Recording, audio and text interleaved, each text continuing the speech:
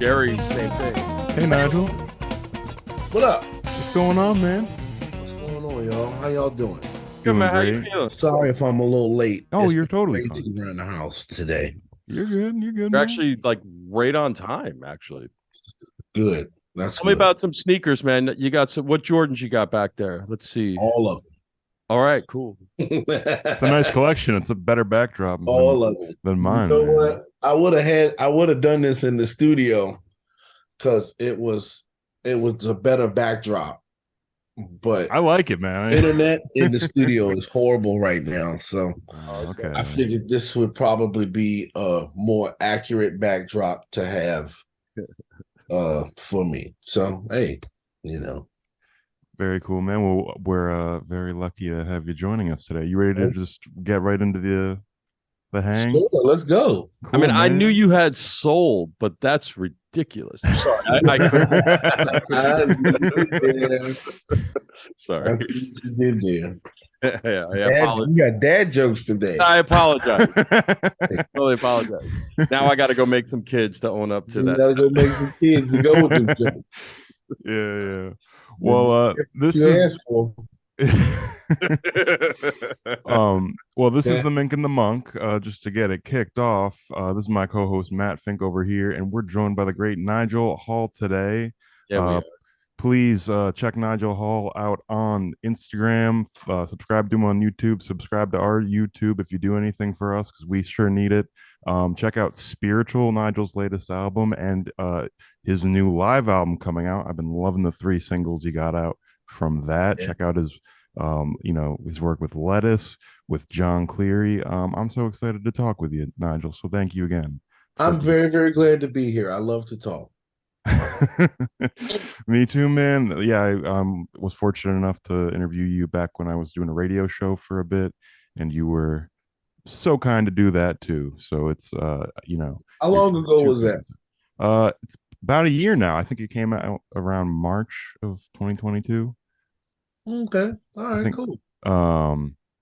And there's stuff from that I'd like to touch on, and a lot of topics I want to touch on, but I think my cats are going insane in the background behind me. I see the Herbie Hancock Secrets.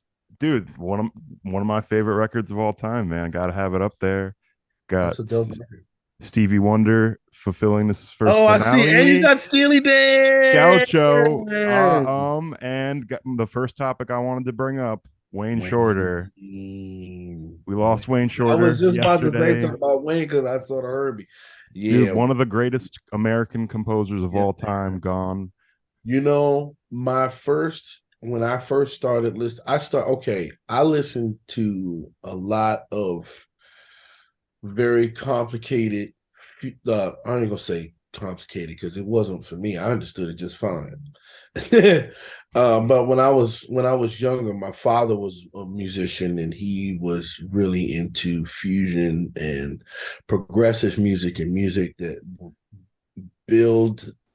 was built and had a theme. And it's almost, you listen to the right music, you can hear a story. It's like reading a good book. And I grew up listening to a lot. He loved Weather Report, so that was my really first introduction into Wayne Shorter, and I obviously got into him as I got older and was in my little bags of like the stuff that I started to really that stuck with me that I was listening to when I was getting older. And Wayne is definitely a huge part of that. Me and Ryan Zoidis a lot. We hang out a lot when we're on the road, and we're always talking about Wayne, and we're always talking about the spirituality that one has to have to make the best music that you can make.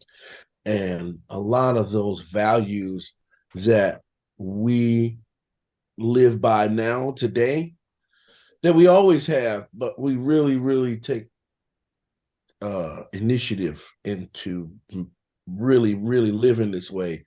It's some shit that shit that Wayne was on, that shit that everybody was on, is about just becoming one with everything and seeing the good and seeing the possibilities of everything and how everything can be dope. It's your responsibility to make it that way. So, yeah, Wayne, Yeah. yeah, man. He said One of the something. most unique It was sounds, so man. crazy because he said something not too long ago, just before he died. And he said something about him needing to get a new body so he could continue the mission. And Hmm. that's real shit. Wayne lived an incredible life, and Wayne did a lot for us as musicians. And we should be honored and privileged and grateful that God would even allow us mere mortal heathens to have somebody like him in our lives to teach us and show us a different way. So yeah, rest in peace, Wayne Shorter, for real. Infinize all night tonight. Amen, There's man. actually a version of his song. I mean, obviously, his version is the fucking version, but there's a really beautiful version of it done by Doug Karn and Gene Karn, where lyrics were written to his solo, and the melody of his solo in Infinize, there's lyrics with that, and it is absolutely beautiful. What record's that on? It's a record. What does the record is called? Infinides, I think. Let me double check Because that. I love Infant Eyes. That speaking of That song, the song is the shit. But let me just double check. Doug Horn, get it together. yeah. Let's see. And the album is Infinides. Yeah, Doug Horn. Okay. Yeah, I gotta So check that definitely out. check it out. It's so beautiful, man. It really is. It's heavy.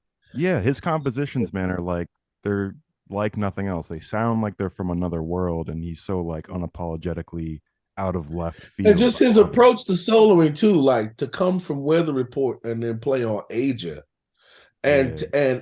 as complicated as a form as they gave him to blow on, and he just did it like it was nothing, you know. Yeah. Maybe it was, it's just crazy because the thing is that no matter how good you are on saxophone or on any instrument, when something like that is gone, that's never going to happen again. You're only going to have the example. No matter how good you are, you can do it if you want, but the only thing that you not gonna have is you ain't Wayne. Yeah. You know what I'm saying? So I look, I can go. I told you I like to talk. Let's move on. Okay, okay. But what yeah, Wayne Shorter, everyone, rest in peace, one of the greatest. If you haven't For heard a real, straight up. record, fucking check it out. Fucking check out some Wayne Shorter.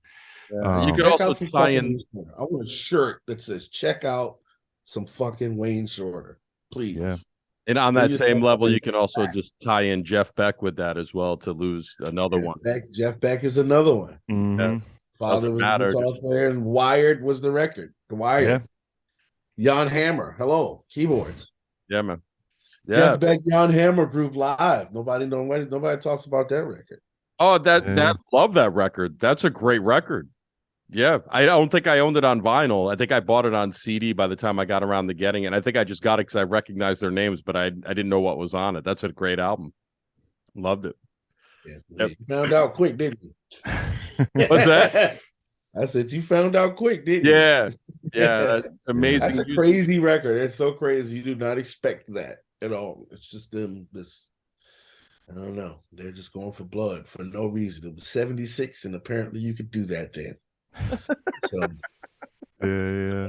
Well, I mean, speaking of live records, like I said, I'm loving these new singles you got out. I love When I Die is one of my favorite songs off of Spiritual, and the new stuff you did with it for the live arrangement was so cool. thank you. Is there anything else you have to say about what's to be expected of the rest of the record and how things are coming along with your Y'all want to studio record? do you even want the rest of the record? I mean, Yeah. it's a lot. I mean, there's a you know, it's I think that for that particular show, I think that might be all I'm willing to release. Oh, from okay. So they're just single show. standalone. I thought. Yeah. Okay, I thought they were in. Because I was at one point I was going to do the whole record, but then I just realized that there would be a lot that I would need to do to make it sound as good as the ones that you guys have heard. Those were easy, but you know, we kind of took the Marvin approach where there were some slight overdubs done. Not gonna lie. Yeah. But I mean, obviously, you hear me hollering and screaming, and that's in the room, you know, and all of that is in the room. Just little things here and there. That's the beautiful thing about what the pandemic did for a lot of us was it opened our minds to a different way of recording music and releasing music and perfecting some of these moments that you were able to catch. Yeah, I was gonna put the whole record out, but there's a lot that I'm gonna need to do. So I'm going to fix that problem. I'm going to do some shows with Butcher Brown, doing some of that material. We're doing that material. And I'm just gonna record it. I'm gonna do some shows coming up, and I'm gonna record them, and I'm gonna take the best ones out of them and put together that whole record. Because I always wanted my whole life, I want to do a whole live record. Some of my favorite records in the world are live records because you actually hear and know and like really feel what's going on. That Donny Hathaway live record. Donny Hathaway live. You're in the fucking room. You're in the room. Yep. That's why that record is so dope. You're in the room. What's another record that's so dope? Band of Gypsies live at the Fillmore. Haven't heard it. That you ain't, huh? No, I haven't heard it. Really? Hendrix? You ain't never heard that record? How old are you? I'm 26. That's why. Go listen to that record. All right. Go listen to that. Go listen. Oh my God. What are you even doing? I know some Hendrix, but I'm no. Hey, listen, I love you. Better late than never. Yeah, thank you. Definitely no judgment. No judgment here. You realize how much fucking music it is in the world? Anyway, it never ends. Band of Gypsies is another one. The Black Messiah by Cannonball Adderley is another one. What's another one? Oh man, Herbie Hancock Flood. This Flood. That's another one makes you feel like you're there. We talking Wes Montgomery and Wynton Kelly live at the half note? Are we going there too? Live at the half note in San Francisco. Those records. I mean, those are records that really make you feel. Ahmad Jamal live. Yes, I was literally just about to say that one person. Like you are in, like you are there, and you don't even even you hear the clinking and the clanking of silverware and cutlery and stuff like that, but you don't even care because it adds to part of it. I'm telling you, man, it's so dope. So I always Marvin Gaye live at the fucking Palladium in London. Those are records that I always wanted to make a record like that, and I always wanted. The reason why I put those other three out was because it just like you could. I mean, if you heard the whole show from top to bottom, I'm not saying it ain't killing. I know it's killing. It's fucking you and Butcher Brown, and I know. Like listening to that, but it's so dope. But I just wanted to feel like one thing, So, but the whole show, I might maybe one day I will put the whole show up and be like, here. I'd love to hear it, but I respect the touching stuff up in the studio. I mean, you hear a lot of people who and the fact of the matter is everybody does that. Like, don't let anybody, and it's not new. Make you think that they just went on stage and was that killing that night. It don't matter how dope you are. When y'all weren't that killing that night. People talk shit about like auto tune or like post production, when that's been a thing, it's been an important part of music. It's what makes a lot of records. And I used to be a punk rocker who was like, oh, they just do everything in the studio, that's lame. And then I started listening to Frank Zappa, and he takes live records and he Who makes did new things everything out in of the them. studio. Yeah. He lived in the studio. Overdub City. You see the tapes that he's got? Yeah, they're still coming out. The tape room is retarded. Yeah, man. Just That's because funny. he sat in the studio. Imagine if he had logic. Imagine like if he was able to have the capability. Because I mean, that's really all it was, all that cut and paste shit. He was just doing it with real tape and razors. Yeah. And Charles Mingus did this too, You right? know what I'm saying? Like imagine. I know people who go in the studio with files and they got Pro Tools and they just go fucking haywire. It's like, what are you doing? Imagine if Zappa had that shit. Yeah. Imagine the capabilities of where his music would have gone if he had an avenue like that with plugins, immediate cut and paste, and just this, that, click. Oh my God. Yeah. Your head would explode. His head would explode first. Probably. But talk about another amazing and unique composer. To me, he's like the Wayne Shorter of guitar.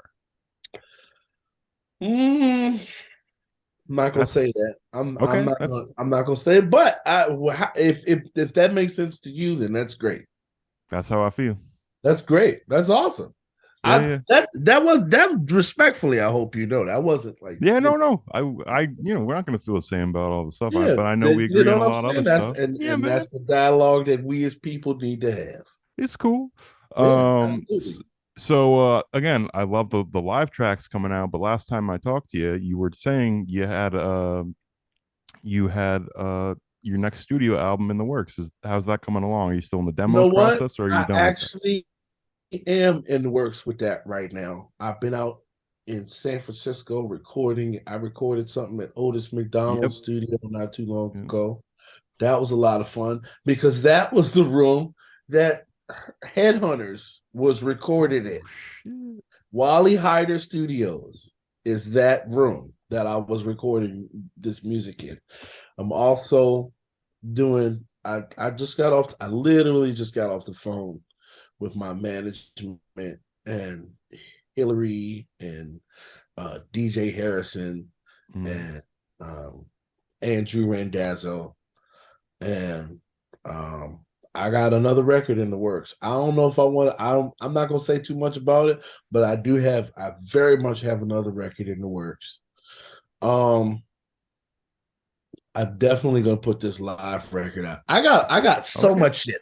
So I'm not gonna take forever talking about it, but I got an Earth, Wind, and Fire record that I did with Butcher Brown. Was the first thing we ever did together before we did Spiritual.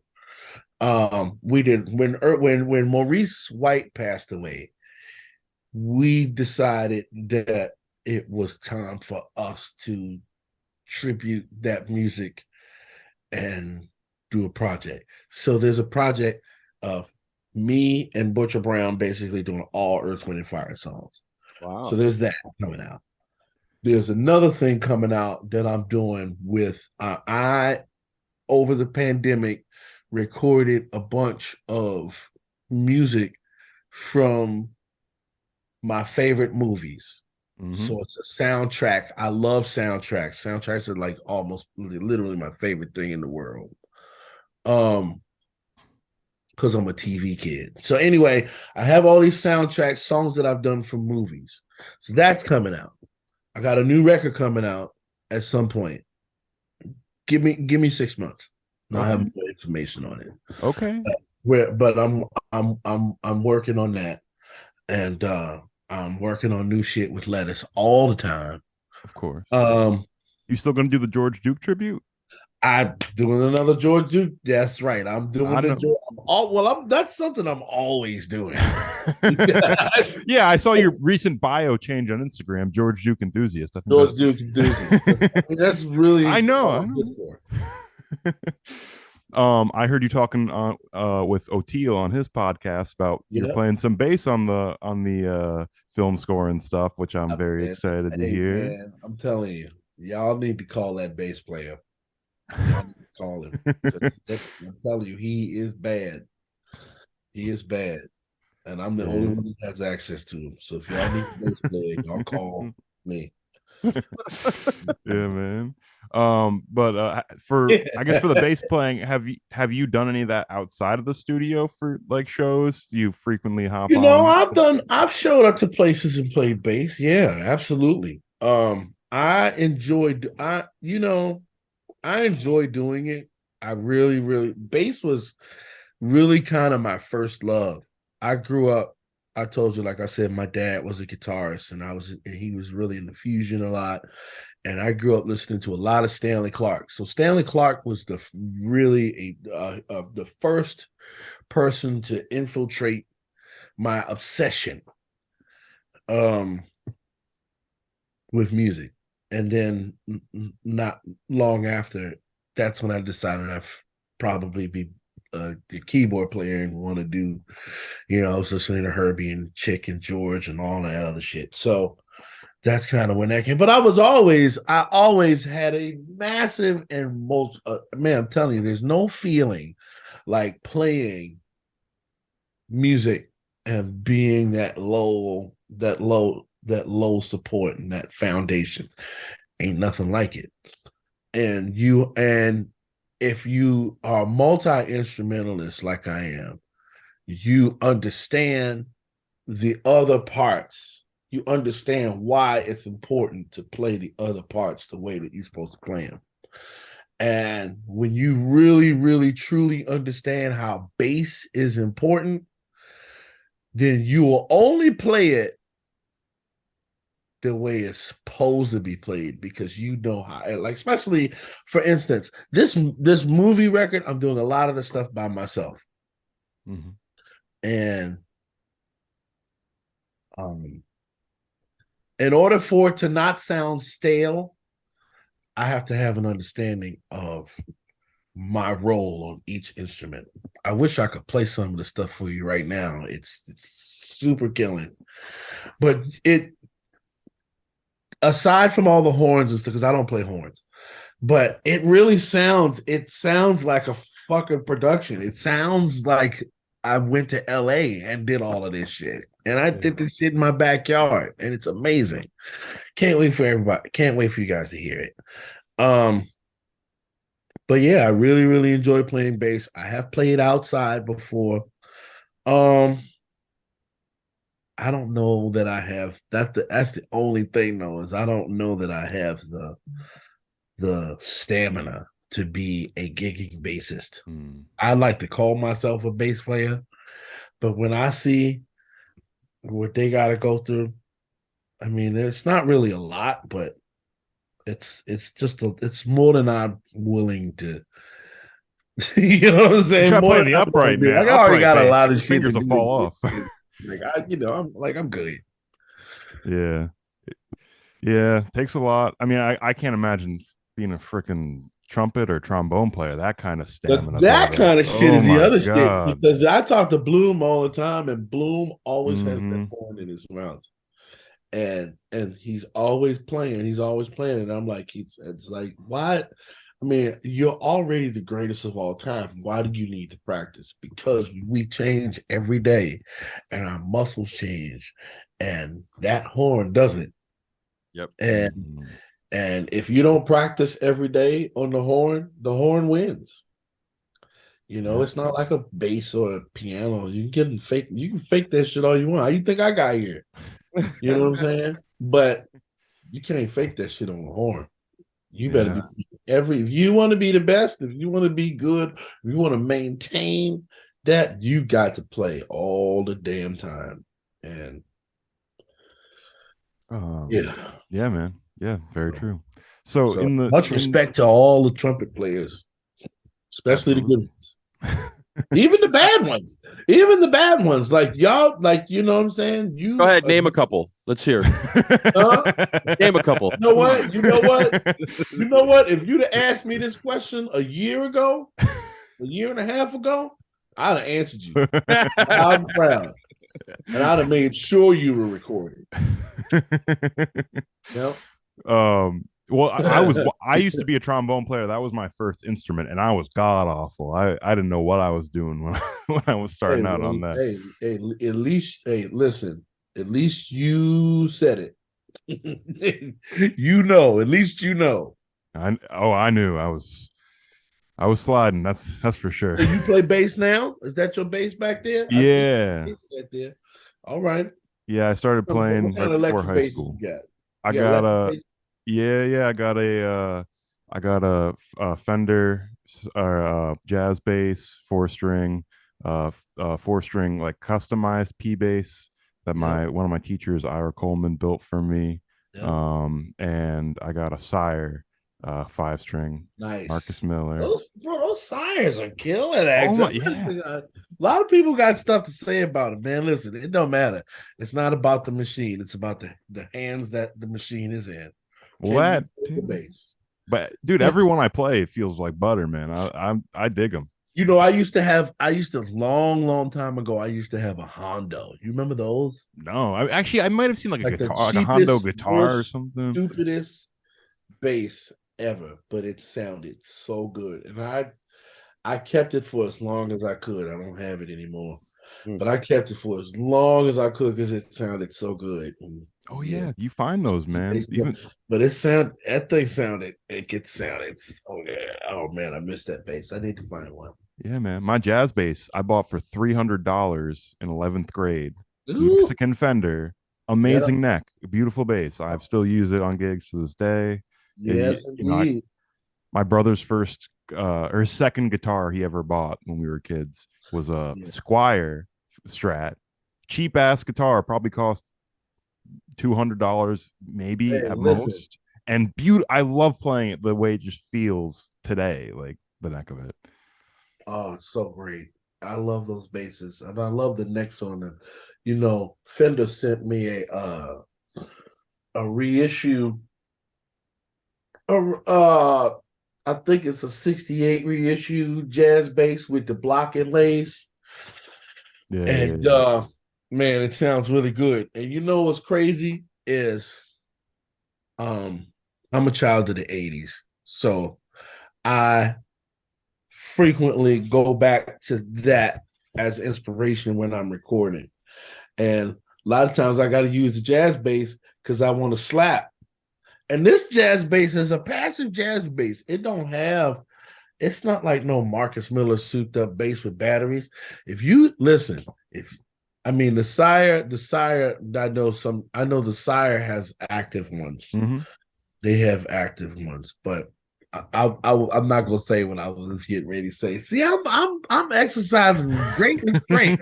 I'm telling you, I did not used to be this way. Such a professional interview. Hey, you know what I mean? Look, dodging controversy. What was I gonna say? I was gonna say. Let's talk about trumpet players that play bass that you hate. Let's start. Okay, yeah. Hey man, keep playing the bass. That's all. Oh yeah, bass is great. Keep playing the bass. Yeah, you don't want to hear me on that. You don't want to hear me on trombone for sure. I'm trying to make myself sing now. That shit you don't want to hear. Next question. Well, man, I wanted to ask about film scoring. You know, as someone who is such a big fan of it, you know, what's an example of something from like a early age that would like get your imagination going? I remember hearing like Tom and Jerry shit when I was young, and how much a story those soundtracks tell. Oh, let me see. You got an example for us right now? I gotta find it because I don't know how to say the dude's name. Man, in the fuck is this record? Hold on, I'm getting close. Amazing collection. Oh yeah, so I don't know if you can see all of that. There's that, and there's a whole nother one behind me. I can see that it's a lot. This you can see that it's a lot. Better than my collection. These three here, 1, 2, 3, these are all soundtracks. This is all soundtracks. And if I could find, here it is. It is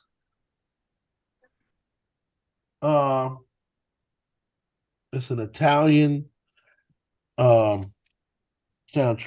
It's called The Man with the Icy Eyes, and it's by Peppino De Lucia. And this is this and 3 Days in the Condor by Dave Grusin. Never heard of them. Never heard of them, either of them. You've never heard of either of them? Oh, no. Man, you really got to check out. You really got to check out Dave Grusin. Dave Grusin is behind a lot of movies that you know. You've seen The Goonies, right? Yeah. He did The Goonies. Okay. You ever seen On Golden Pond? He did On Golden Pond. You ever seen Heaven Can Wait with Warren Beatty? Nope.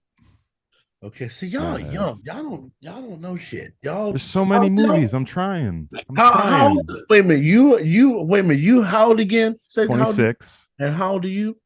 I'm 50. And you 50. So then you should be my man. Where you at? He's helping me. He shows me stuff. I'm listening to you, man. I'm listening to your interview.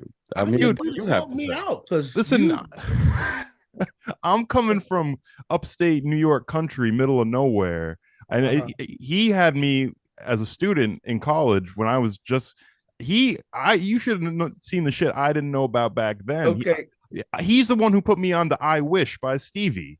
I didn't even know that coming into his class. Okay. Well, then why are you giving the interview? Why is he giving the interview? I'm waiting. I was gonna ask him if he had a question to give, but we I'm just fucking with y'all. I'm just giving y'all shit. We'll argue about this later, Matt. I'm just having some fun, man. I have some fun today. I'm in a great mood. I love this. This is awesome. Is it time for my question, Brad? You're saying?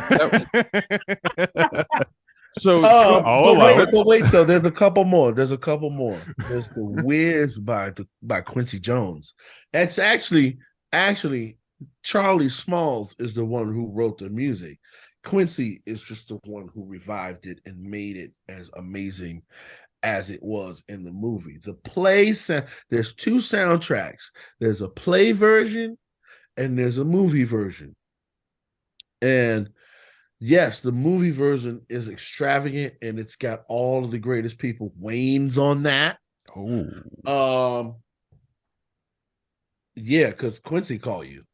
You know what I'm saying? But Quincy, I want to see Quincy's Rolodex. But the play version is absolutely very, very special too. And the reason I like the play version is because there's still an element of innocence with it because it was something new. You know, then it was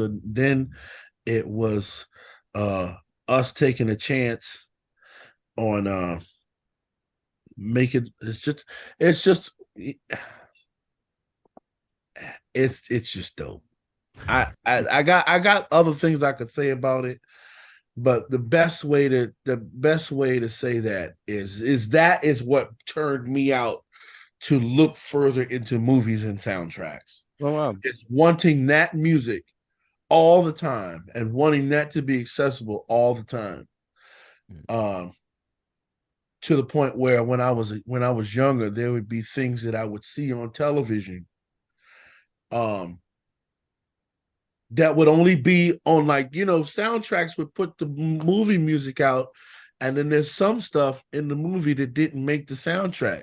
And I was always the kid with my tape recorder putting it up to the screen, just recording that one part of the movie because it's the dopest shit I've ever heard, even if it's like 15 or 20 seconds. Wow. Because that's usually what it was. And on my movie thing, I went back to a lot of that shit that I recorded as a kid, and I re-recorded it myself.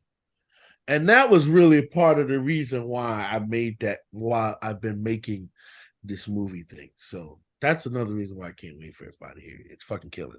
But soundtracks are dope. Soundtracks are where I get a lot of my ideas from, and um, yeah, I Yeah, man, I encourage can't wait to you hear to it. listen to all. I mean, those that you love it because it's familiar. You know, it's like I used to watch this shit on TV, or you hear something. Oh, I know that. That's Price is Right, or just anything. You know what I'm saying? It It's has an it's emotion to it. it reminds me of it's a constant reminder of my childhood. I was just telling my wife the other day that I was really missing the moments when I would get up in the morning and watch TV with my mom before I had to go to school and she had to go to work. And just that time of calm franticness with the soundtrack. I'm telling you, my mind's weird.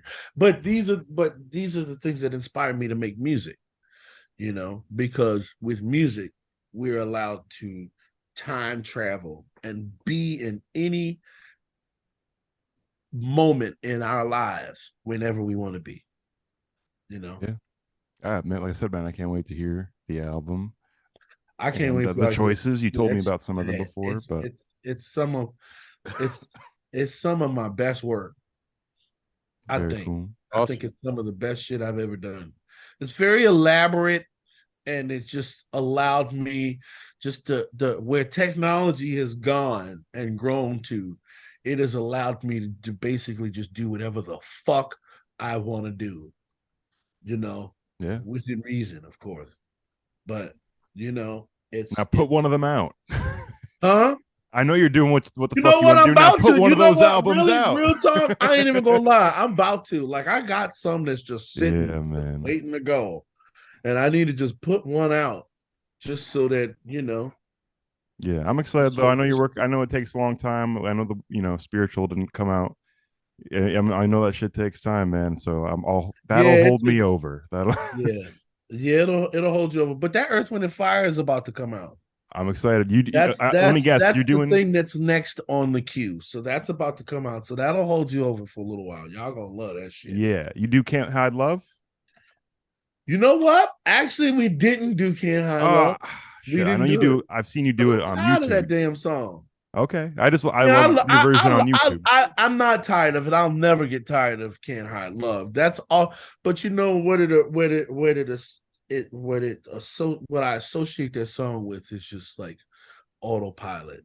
A lot of times, Mm, I mean, and I always feel like doing that song, but a lot of times that's usually in my gig where I need a break. yeah. So even if I'm singing, it's something that I can like. That song is a song that I can do in my sleep. So that's kind of me taking a breather. Okay. And Yeah. if y'all ever so anybody who watches this now knows that Nigel's taking a break within a break whenever I'm doing Can't Hide Love on the gig, Yeah. unless I'm doing it with Philip Bailey or anybody from Earth, Wind, and Fire where I'm required to work. Then Then you're putting I'll the do gas that. on. But you know what I'm saying? Yeah. Yeah. Have you gotten to do that? Have you No, I one of haven't them? gotten to do it. Okay. No, I Okay. haven't. I haven't met anyone from Earth, Wind, and Fire yet. I'm I sure it's coming. hope to. I'm sure it's coming. Yeah, I hope so. Matt, do you have any thoughts on Earth, Wind, and Fire? God, No, but Matt, if you want to take the floor, but I feel like I've been talking so much. I was when you were mentioning Dave Grusa before. That's the same. That's like the soundtrack for The Firm, right? All that solo piano stuff. That Exactly. The Firm. That's another movie. yeah, Uh, man. I thought it was uh, an amazing soundtrack. you guys know who Terrence Blanchard is? Sure. Yeah, yeah. Okay, so Terrence Blanchard is another person. He and what the fuck is the name of Is that that Mo movie? Better Blues? Was that the Spike Lee? Yep, that's Mo Better Blues. He Yeah. did that one, but I'm trying to think of the one that he did with Dave Grusin, Oh, and it was a Harrison Ford movie. What the fuck? I gotta go in here because it's so dope. what Please. year are you talking? This is like 90s. Um, So regarding Henry, Nope. Hold on. You're gonna laugh. Where is it? Come on. What is the name of that fucking record? Hearts. This is what it is. Hearts something. Yeah, I don't Heal. know it. That I'm I don't. sorry. I'm sorry. That's all You're right. fine. Okay. All right. Do you know what it is yet? You don't know. No, It's called Random Hearts. Is the name of the movie. never even heard of it. You've never heard of it, and that's the other thing is the movies you've never heard of are the dopest soundtracks ever. Oh. Yeah, I gotta check it out. They're so killing, and so that's Terrence Blanchard and Dave Grusin. It's I so killing. all right. I'm gonna check this one out. Yeah, That's being better than me taking notes. take a note. I'll listen back. I Right. gotta listen back for the freaking 24 albums we've already talked about listening to. Yeah. But I did have some questions. I wanted to talk about New Orleans, if you will, Sure. because I didn't know about the stuff that you had done with Jon Cleary, and I'm just curious about it. So I was reading that you moved there in 2011. Is that so? Yes. And was that with the intent of playing with these folks, or were you going there? Why did you move to New Orleans? I'm just curious how this came about, because the music that came out of that period for you is amazing, and I saw some duo videos of you guys just affectionately playing with each other, and it was just beautiful to see and hear. And then I went back and checked out Go Go Juice, because that one wasn't on my radar, and that's an amazing album. And I just was curious how that came about, and if you could just talk about that era a little bit. I moved from I don't know. It might have been 2012. All right, I'll update your wiki. Yeah, it was 2012, I think, that I moved to New Orleans from Harlem. I was living in Harlem. Where were you in Harlem? I was on 129th and St. Nick. Damn, man, I used to play at 138th in St. Nick. I think that was at St. Nick's Pub up there before. St. Nick's Pub with Donald Smith. Well, with Patience Higgins, I used to do. You remember Donald Smith used to play there? This was in the 90s for me, but I used to love Okay. going. They had 2 sessions there on Mondays and Wednesdays, and I always went on Mondays. I would go on Wednesdays. See, that's crazy because I would go on Wednesdays because Donald Smith was playing, and Donald Smith is Lonnie Liston Smith's brother. That's the one Oh, who, if you're into Lonnie Liston Smith, if you've ever heard of Lonnie Liston Smith, Lonnie Liston Smith has a vocalist who has like a kind of high falsetto voice, and he plays the flute as well. That's his brother, and that's how I met Donald Smith. And I had when I was in Harlem. Oh man, I had some fun in Harlem. But Me too. Yeah, I mean, I used to play at Showman's all the time with Jimmy Preacher Robbins. Oh yeah, was, yeah, that's another place. Yeah. Yep.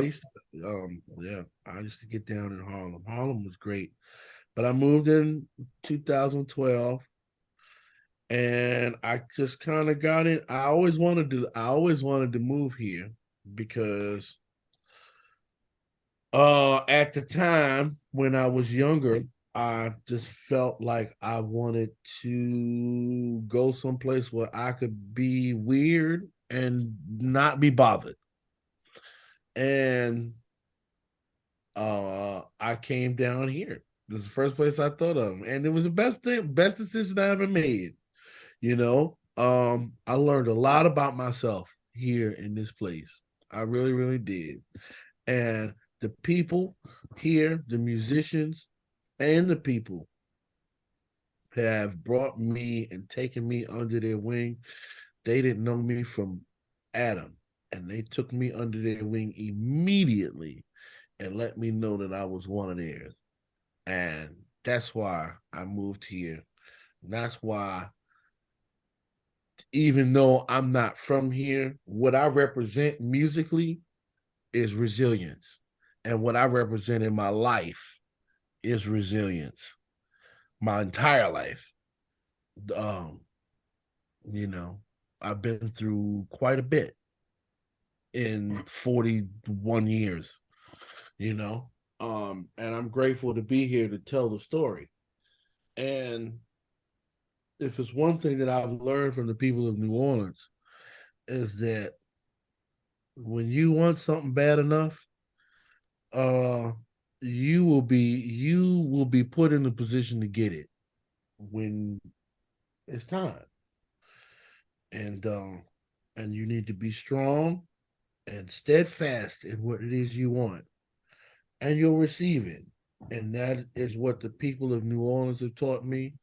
That's what the music of New Orleans has always taught me. You know, uh, we as Black people are the the kings and queens of making something out of nothing, and uh, that's one thing that I really enjoy about New Orleans as well. Is that it just is a confirmation to how beautiful my people are. And that's why I live here. And that's why I play the music here. And that's why I love, and the music don't have nothing to do with what color you are, because the music is the only thing that connects us all. And that's another reason why I live here. That's And beautiful. yeah, and I met my wife here, and like, you know, yeah, I ain't going nowhere. Yeah. Go on. I haven't So, been. I would love to although check you it see out. this Redskin shit on my wall, but that's Oh, I thought you were talking about me for a second. we're not Redhead. talking. No. I don't support the Redskins or anything like that anymore. That's just remnants of great people in Washington. Yes. No, I'm just so used to Matt calling me a redhead. Yeah. Ah! Yeah. Yeah. Comes up a lot on the show. It It does. looks like he calls you a lot of shit. Oh, that's part of the dynamic. I like it. That's what I'm about to say. I'm picking up what y'all putting down. I'm down for a good roast, dude. I know I look funny. I look like Macklemore on fentanyl, as Hey, I say. damn. Hey, you said it, not me. um, but You roasted yourself. I don't even have to chime Roasted in with yourself. You roast that. your damn self. well, What do I do, what do I say dude. to that? I agree. Like I don't know. I don't know what the best Oh, response is. that's between y'all. Those aren't the questions I'm here to answer. Yeah. I mean, did you have more on that topic, Matt? Well, I really loved all of on the Cleary album. You're playing keyboard, is that right? Yep. Are you? But you're not singing on that one. I'm probably singing backgrounds. Yeah, I I'm was singing. curious because I I'm couldn't not find singing. it. I'm not singing no lead shit. I got to be honest, and I don't want people to take the wrong idea from when I say this, but I really love doing projects where I'm not singing. Yeah, You know what I'm saying? Because I'm a keyboard player first.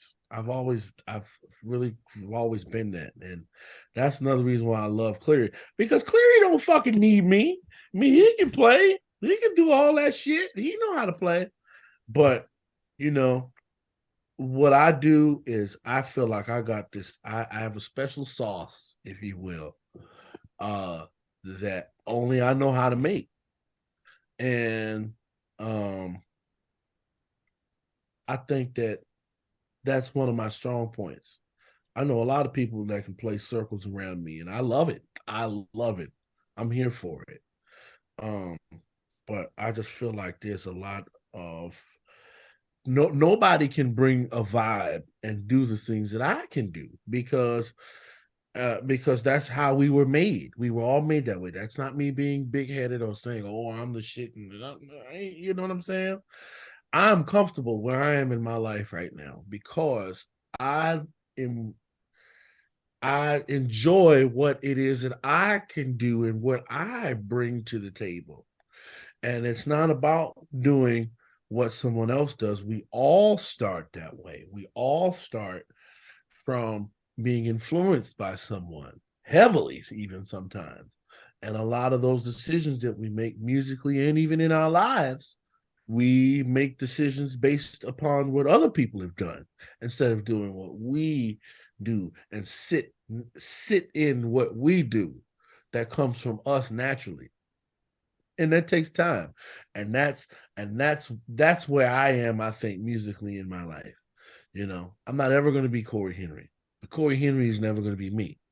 You know, and you know, I know some people will be like, "Well, that's what makes you sleep at night," and it does. So there you go. Yeah. But and that's not please, that's not me saying anything bad against Corey Henry, because that's my dude. That's my brother. I just made a video of all my I'm doing a video of my rig rundown in my studio. Just going through all my shit. And I go and I tell a story about how I lost the keyboard to him in a bet. But you'll have to wait until that video comes out. Oh, teaser. I gotta keep some shit to myself. Yeah, I got you're to give fine. you I'm just trying to get the scoop. At least I got your sneaker collection, your vinyl collection. So we got the scoop. We got the scoop here on the Mink of the Month. I collect things. I'm a hoarder. My wife calls me. Yeah. What else do you collect besides shoes and records and synths? Keyboards. I knew it. I knew you were to say that. See, if we were in the studio, you would see the situation that I have in there. But my internet, wait for the rig rundown. You wouldn't be able to hear a word I'm saying. Yeah, no, it's okay. We'll save that for the rig rundown. Save it for the rig rundown. You'll see all in my shit.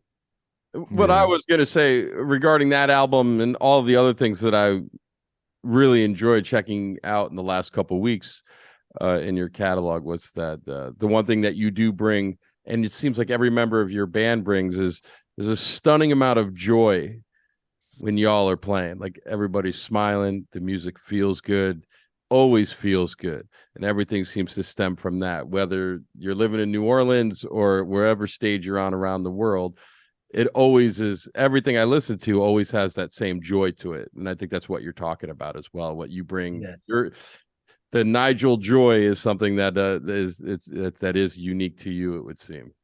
Yes, absolutely, and that joy comes with having to have dealt with a lot of pain. But because there's no joy without pain, sunshine and rain. But life's good. Life is good. Yeah, man. Well, every podcast with you I've listened to, messaging a lot of your songs, I always get that uplifting vibe, and it's a beautiful. I love podcasts. Well, so let me ask you guys a question now. Okay. You guys are doing a podcast. How easy would this be for me to do? For you? Yeah, super easy. You got management. I'm sure you could get a producer going with you. That's the tough thing is the production side and everything. But I know you can. Obviously everyone would hear you talk. Because I just want to call people up on Zoom and just cuss them the fuck out. That can be your whole podcast. That would be like, you know what I'm saying? Like, I really want to do a podcast. I really want to do stuff like that's why I'm making my little videos and got my camera.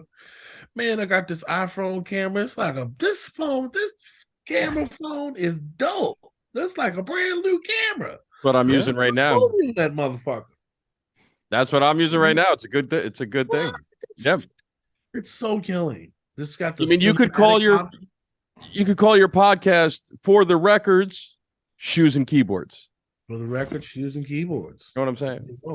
You're welcome. I'm down with that. I might work that out. I'll send you something to see if I can use that. It is easy enough. I'll get the management together. Yeah. Yep. Yeah. It's easy enough. A manager and a producer. Mm-hmm. I don't know. I don't think you do. I think you could just start with you. I mean, honestly, the editing if you can play keyboard, you can manage Final Cut Pro. Oh, you can definitely do it. It's just, bro, I want to minimize the time constraint right now. That's what I'm using, literally. Final Cut Pro is iMovie, the advanced version. That's all. Final Cut Pro is iMovie. It's like what Logic is to GarageBand. Oh, that's it. It's just a pared down version. I use Logic like a motherfucker. That's great. Yeah, I would imagine you do. Yeah. So then all of this is then you would have no problems. and I would line up to hear your podcast. So Yeah, I think you would have no problem doing it. Explicit content. that's fine. Yeah. Explicit content. I like to use the F word a lot. Yeah, I gotta have an I explicit. just want to live in a world where nobody telling me what I need to say and not say. Y'all really love this guy. Boy. Next question. Yeah, we have to put an explicit warning on this just because of yes. Brad's gingerdom. Fuck. Now you do. Very, very bright colored skin. Yeah, yes. May cause epileptic issues. Yeah. Brad's ginger causes epileptic seizures. Absolutely. Go ahead, Brad. You got the next one. Well, we when I interviewed you the last time, we talked a bit about how you had a radio show at one point, and you got to interview George Duke and what that was like. Yep. And I was curious to ask, if you were moving in the direction of doing any more public speaking as of since we last talked. I like to talk, so any opportunity I get to talk, I'm more than likely going to take it. There is. I'm trying to do some radio shows down here in New Orleans, so that I could take my records and spin them at the radio station. Yeah, and I used to do radio, so I know how to do radio. Nobody has contacted me to do public speaking or anything like that yet. Well, I feel like as a vocalist and as a fronting a band, I feel like you always do a great job of kind of filling that space and addressing the crowd, which I feel like is just as integral, a part of being a showman. Yeah, I appreciate that. Yeah, it's definitely something that I want to do. I definitely feel like I have it in my heart to teach one day. So hopefully I'll be able to do that. But I'm available for public speaking. Yeah. I want everybody to know that, I'm not cheap, but I won't break you. Yeah. Yeah. I love a good Nigel Hall masterclass for sure. I know some things. A couple things. Yeah. You have a masterclass about shoes and keyboards. You talk how they coincide with one another. Yeah. But yeah, man, my besides being a bass player, my hobby is stand-up comedy. Which I think we talked a little bit about. I love comedy. I wish I was a comedian. Well, that's something I would love to hear you do also. Not I don't know if you would, but it would be very interesting. And I would love to know what in stand-up comedy right now is making you excited about the art form. Well, there's a couple of things. I would love to do comedy. I think the kind of comedy that I like, though, would go over a lot of people's heads, and it would miss a lot of people based on what it's about. And I like weird shit. Now, don't get that twisted. I'm not gonna say some shit like I like bestiality or anything like that. That's not the weird I'm talking about. But I like dark comedy, and I like stupid shit, and I like dark comedy. Okay? I like things that you can learn from. All these, like, you can learn from music, you can learn from comedy. I did a skit with a friend of mine. His name is Mike Gibney. A long time ago that we were supposed to pitch to Comedy Central. And it was a really good thing. And it was on YouTube. I don't know what happened to it. But it was about Mike Gibney, who was our production manager at the time. But he goes under the handle Gibbs Music. Y'all should check him out. He's an amazing songwriter and an amazing voice too.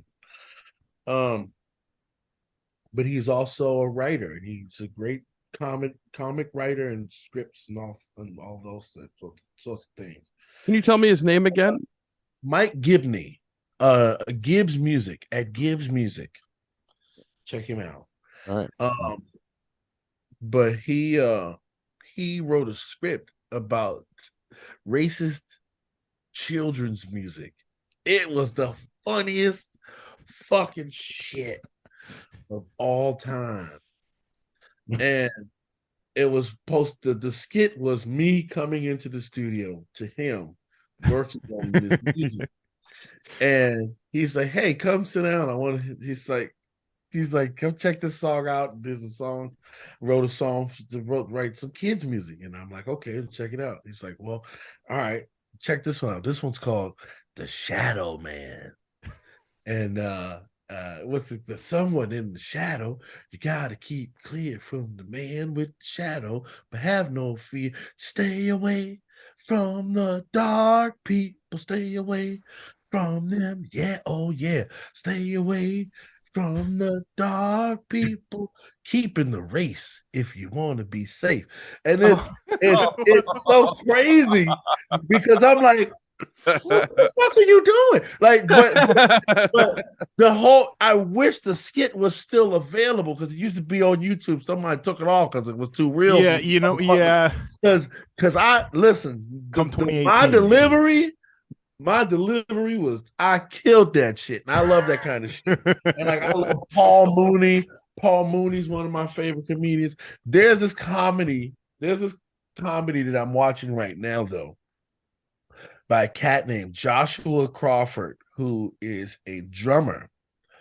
And he does he's in the gospel scene, and he does a character called Bishop Bosley. And he's obviously doing a character because the makeup is obvious. It's not like it's not like he tried to actually pull off that he was an older person. Like, it's clear that this is makeup, and it's clear that I'm doing a character, and just his character is an old preacher. You have to kind of know church life to get it, but he plays the character of an old preacher who is just not giving a fuck about anything about how you need to hear the word. The word is the word. And he knows the scripture. And so he goes into the scripture to support his like no nonsense approach to, hold on. Can I show you guys something right quick? I don't know how it'll come out as long as we don't get copyright striked. It's not copyright. He ain't got money like that. If anything, this will help him get more followers. Yes. So ain't nobody. It's guaranteed to get 41 or 42 views. And Bishop Bosley can call me because I would love to hear and talk to Bishop Bosley. All right, the Nigel Hall insurance policy. Just give out your phone number right now so everybody knows who to call. No, I don't think I'm going to do that. All right. Hold on. Let me see. Okay, look. This is. All right. I don't know if you can see that, but here we go. Yeah. As you can see, that's a character. That's his character. And Superman or Batman? Jesus.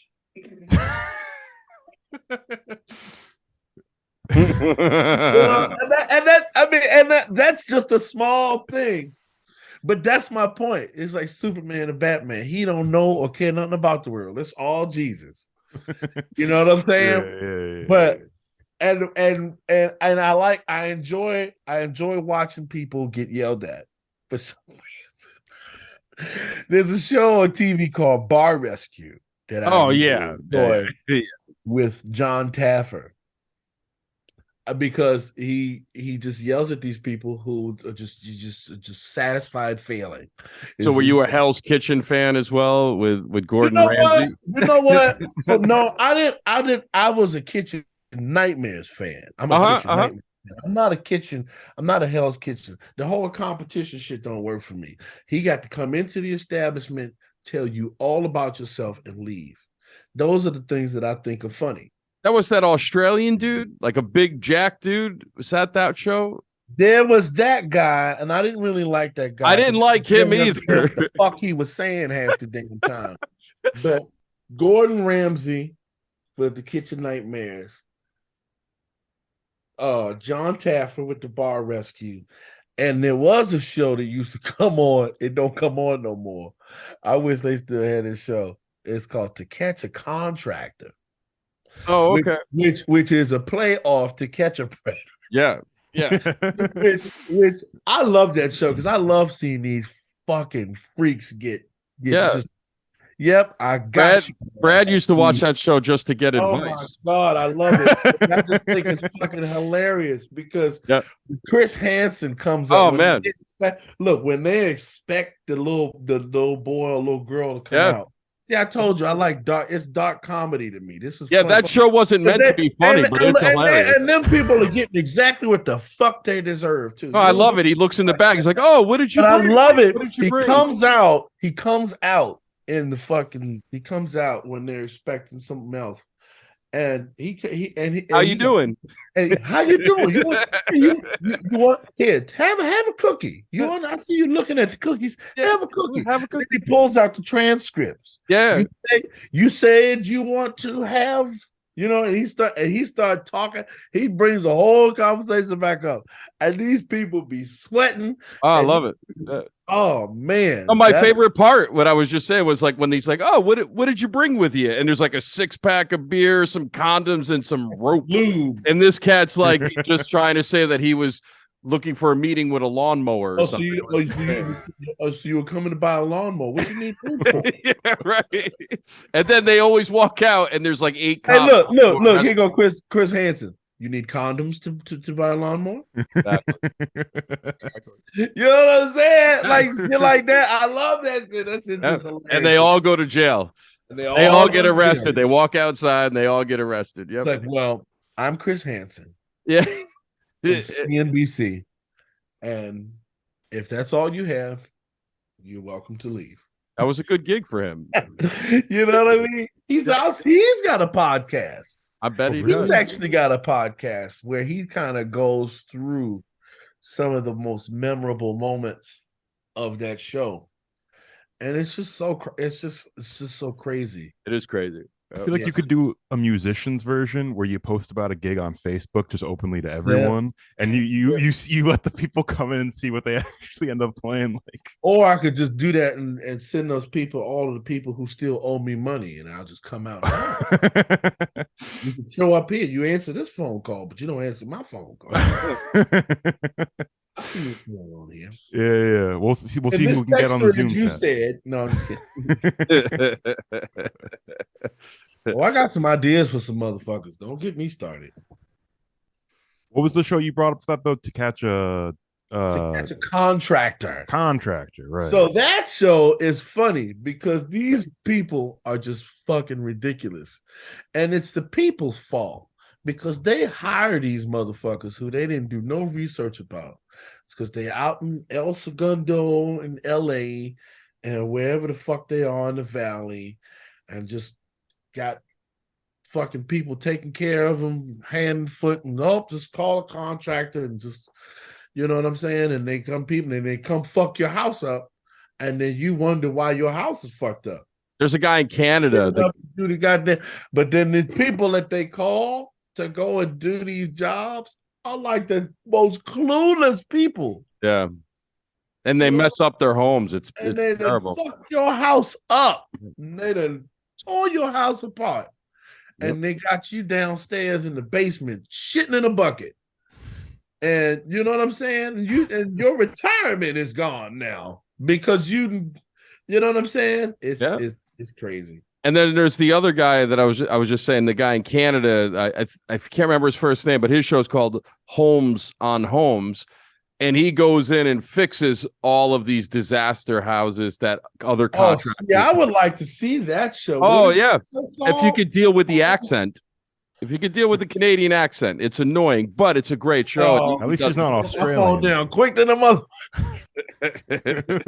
Yeah, it's not Australian, but you could definitely you can hear what they're saying. But Holmes on Holmes is called, huh? yeah, HOLMES on Holmes. Holmes Holmes on Holmes. Okay, I see what's happening. Yeah.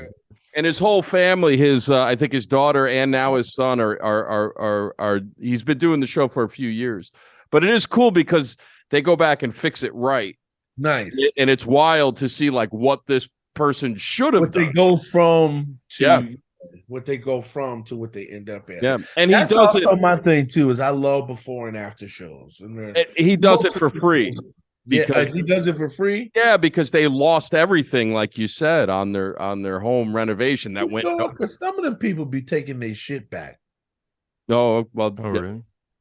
Yeah, I've heard I wouldn't be surprised. some of them people, some of them shows where they go and they came feature shows. Some of them shows they take that shit back, or they make you pay for it.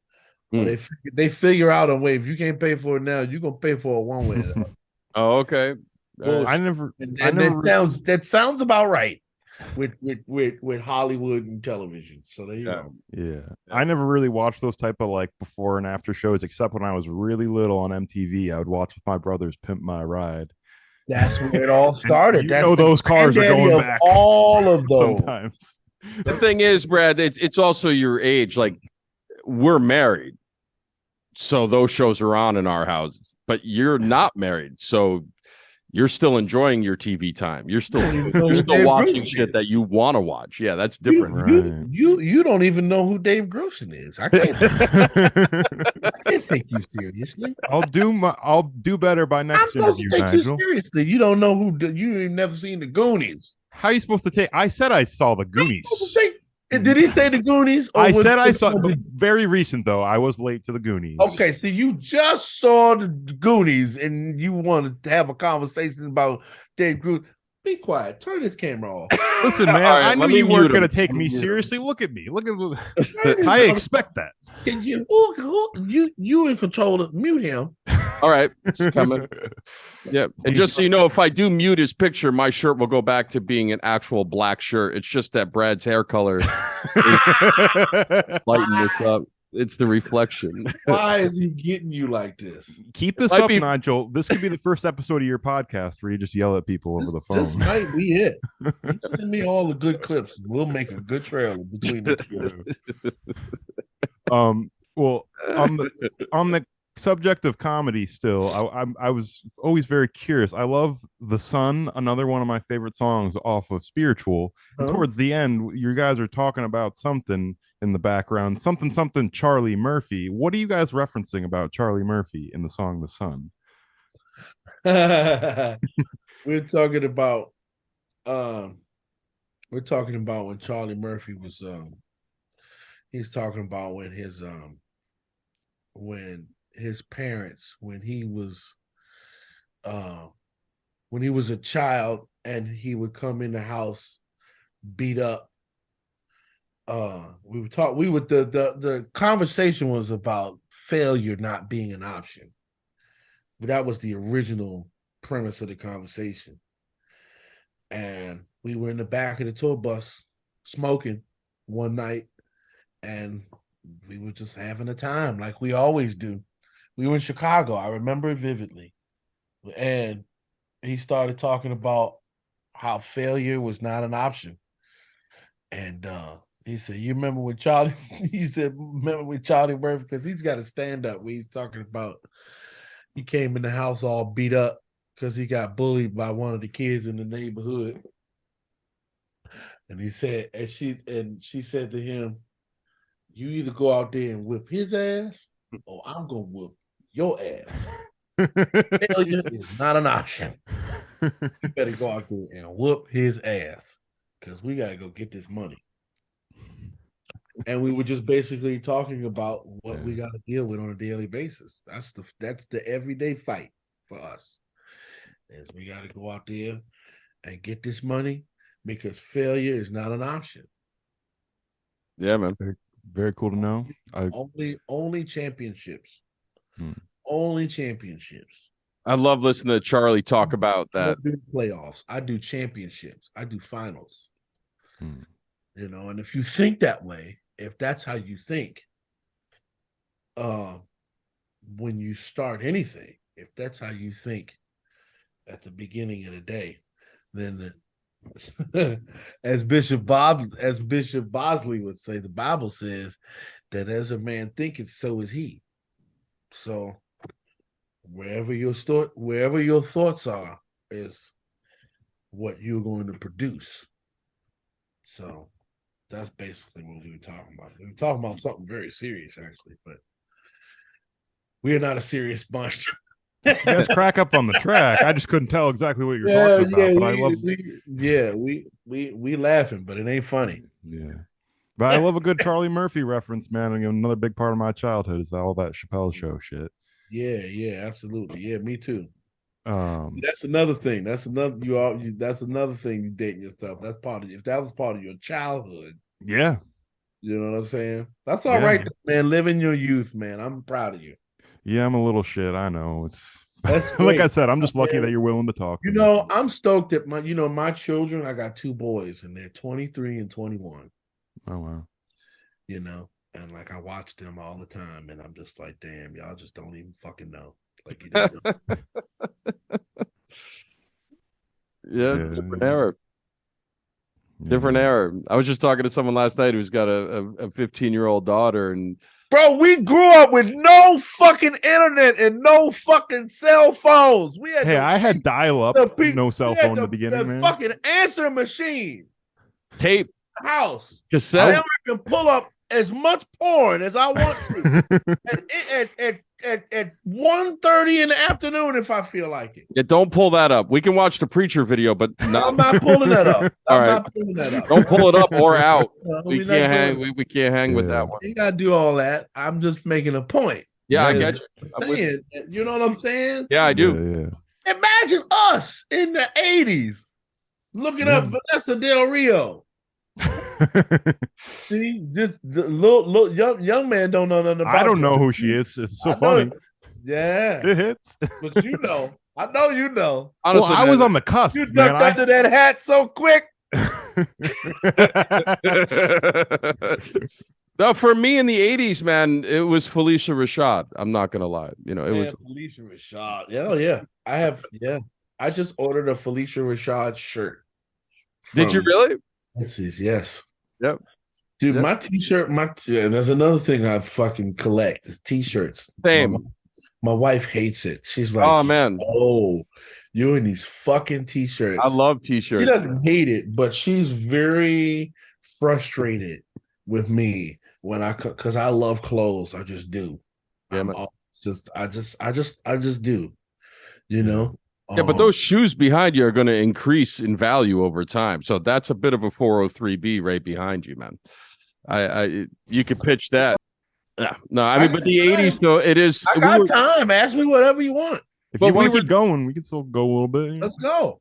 I was going to say, though, growing up in that era, and I have 10 years on you, Nigel, but like I wouldn't have traded.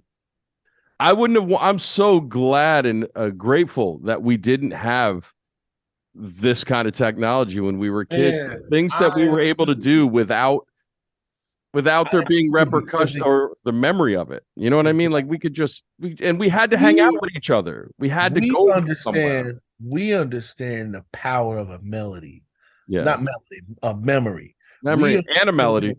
And that. But we understand how important memories are because we are forced to we were forced to live in that melody. Yeah. I keep saying melody because I'm a musician. Memory. I know what you said.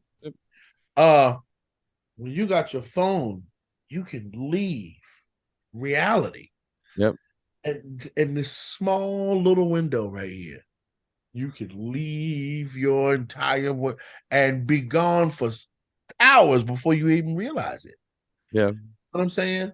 We were talking about that. We used to go outside and play, bro.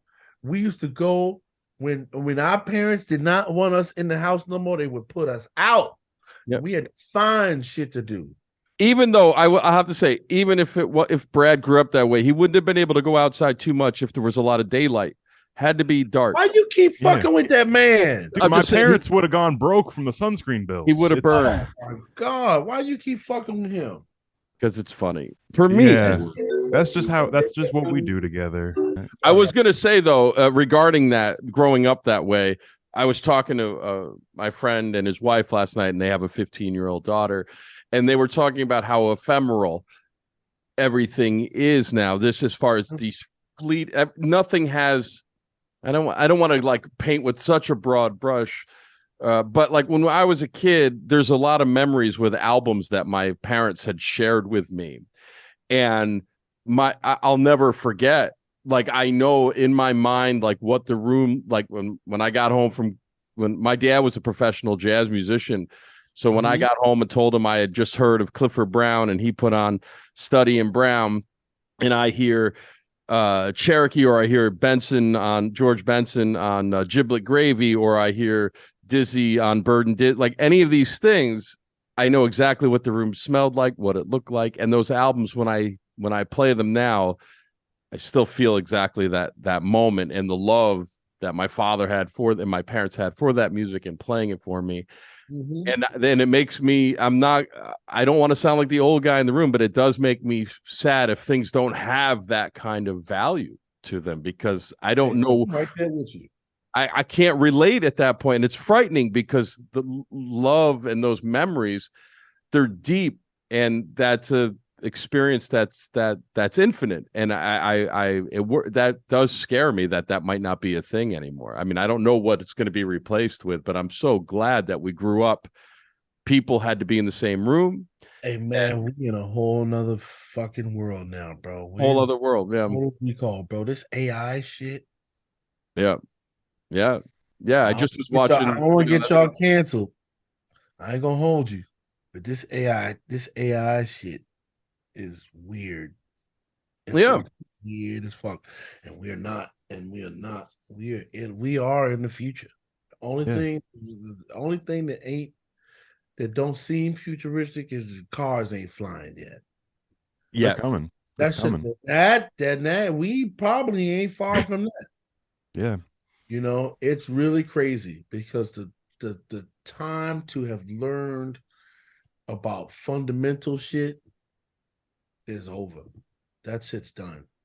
You know, like I said, I look at my kids and I'm just like, yo, like y'all have no fucking clue of what life used to be like.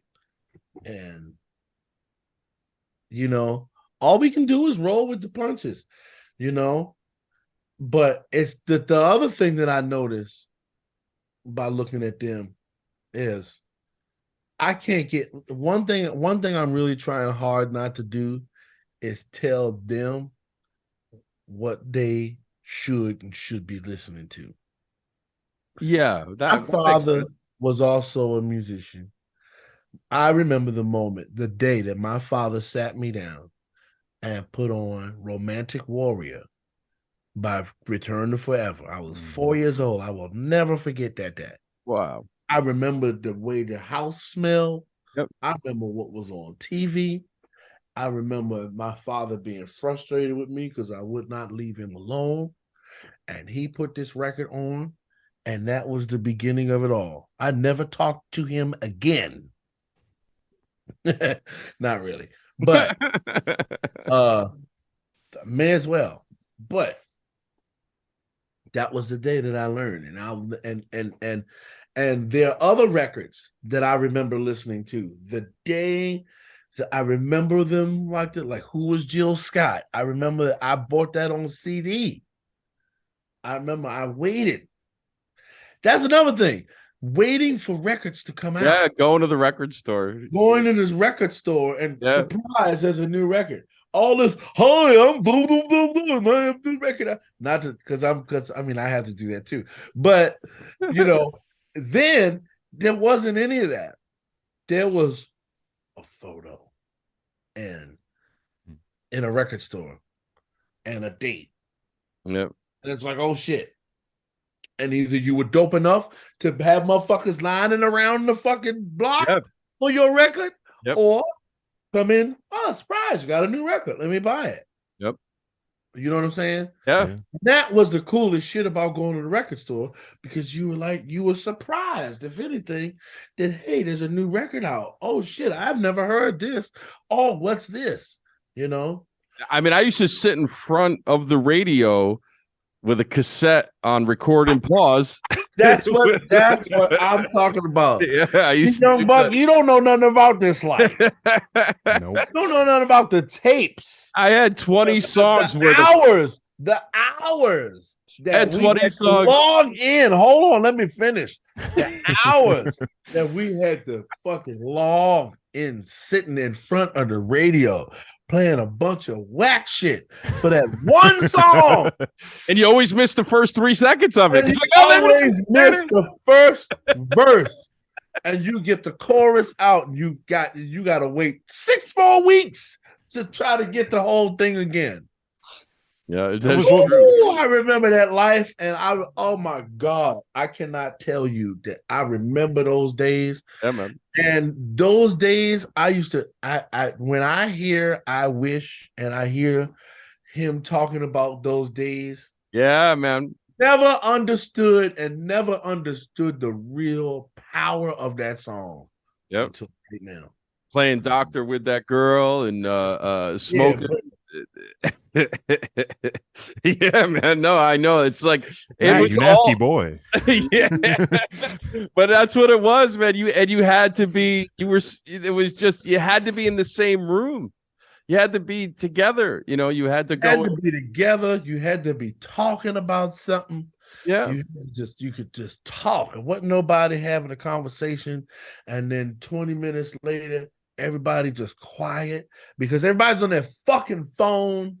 Everybody is filming something in their fucking phone for some shit that don't nobody fucking care about, because you don't even care about it. You watching the shit through the phone.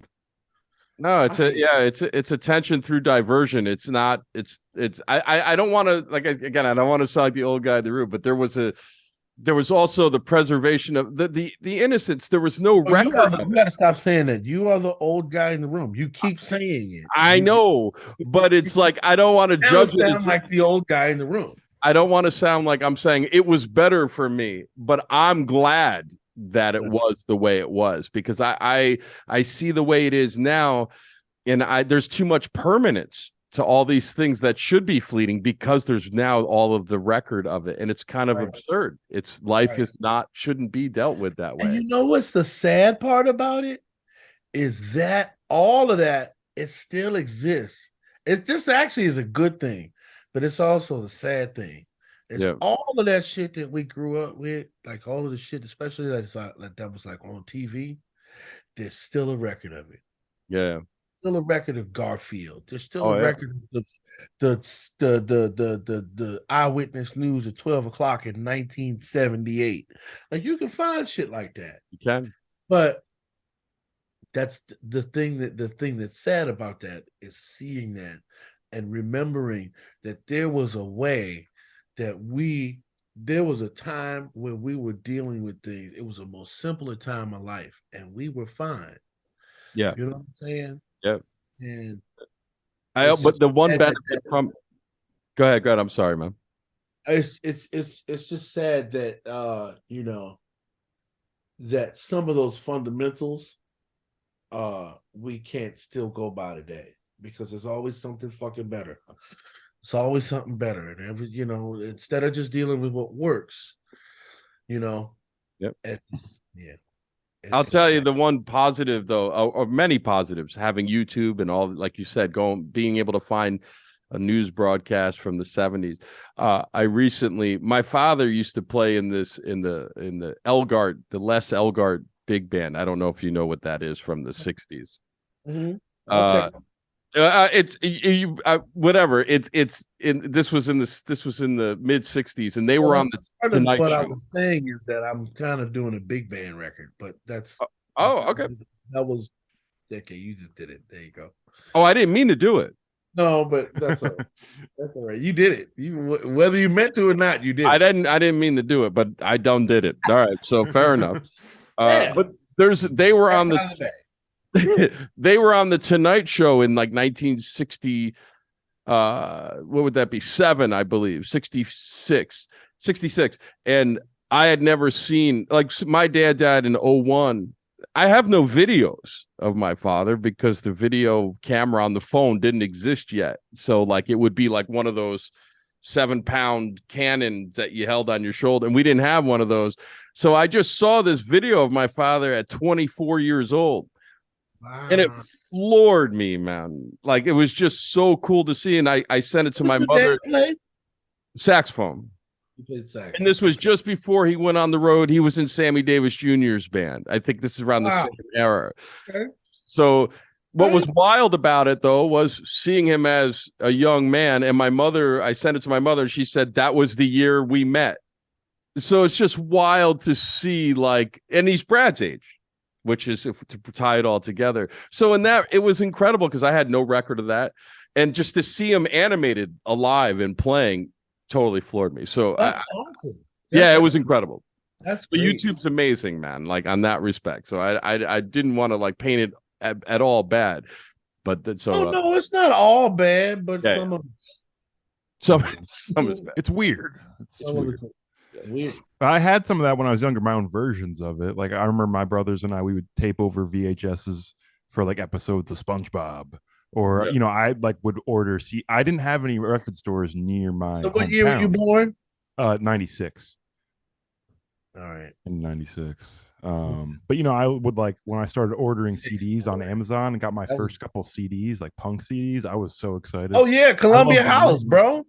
1 penny. Oh, I didn't have none of that. House? What was the other one? BMG. Music. BMG. Remember BMG? Yep. No, I still have many outstanding accounts under many names. So 12 CDs for I was just say you took 12 records for a penny and you didn't buy the other. I want this. I want this. I want this. No, I don't think I want this. I'll use bro. I was yeah. The times they are a changing. Yes, they are. They are indeed. Yeah, man. Do you think are you frustrated with the new model of the music industry, like the streaming model of putting albums out there? I mean, I guess the trade-off is just how much money you actually get from the album itself, versus how many people can hear it. I had the same conversation with a friend of mine not too long ago, and you know what?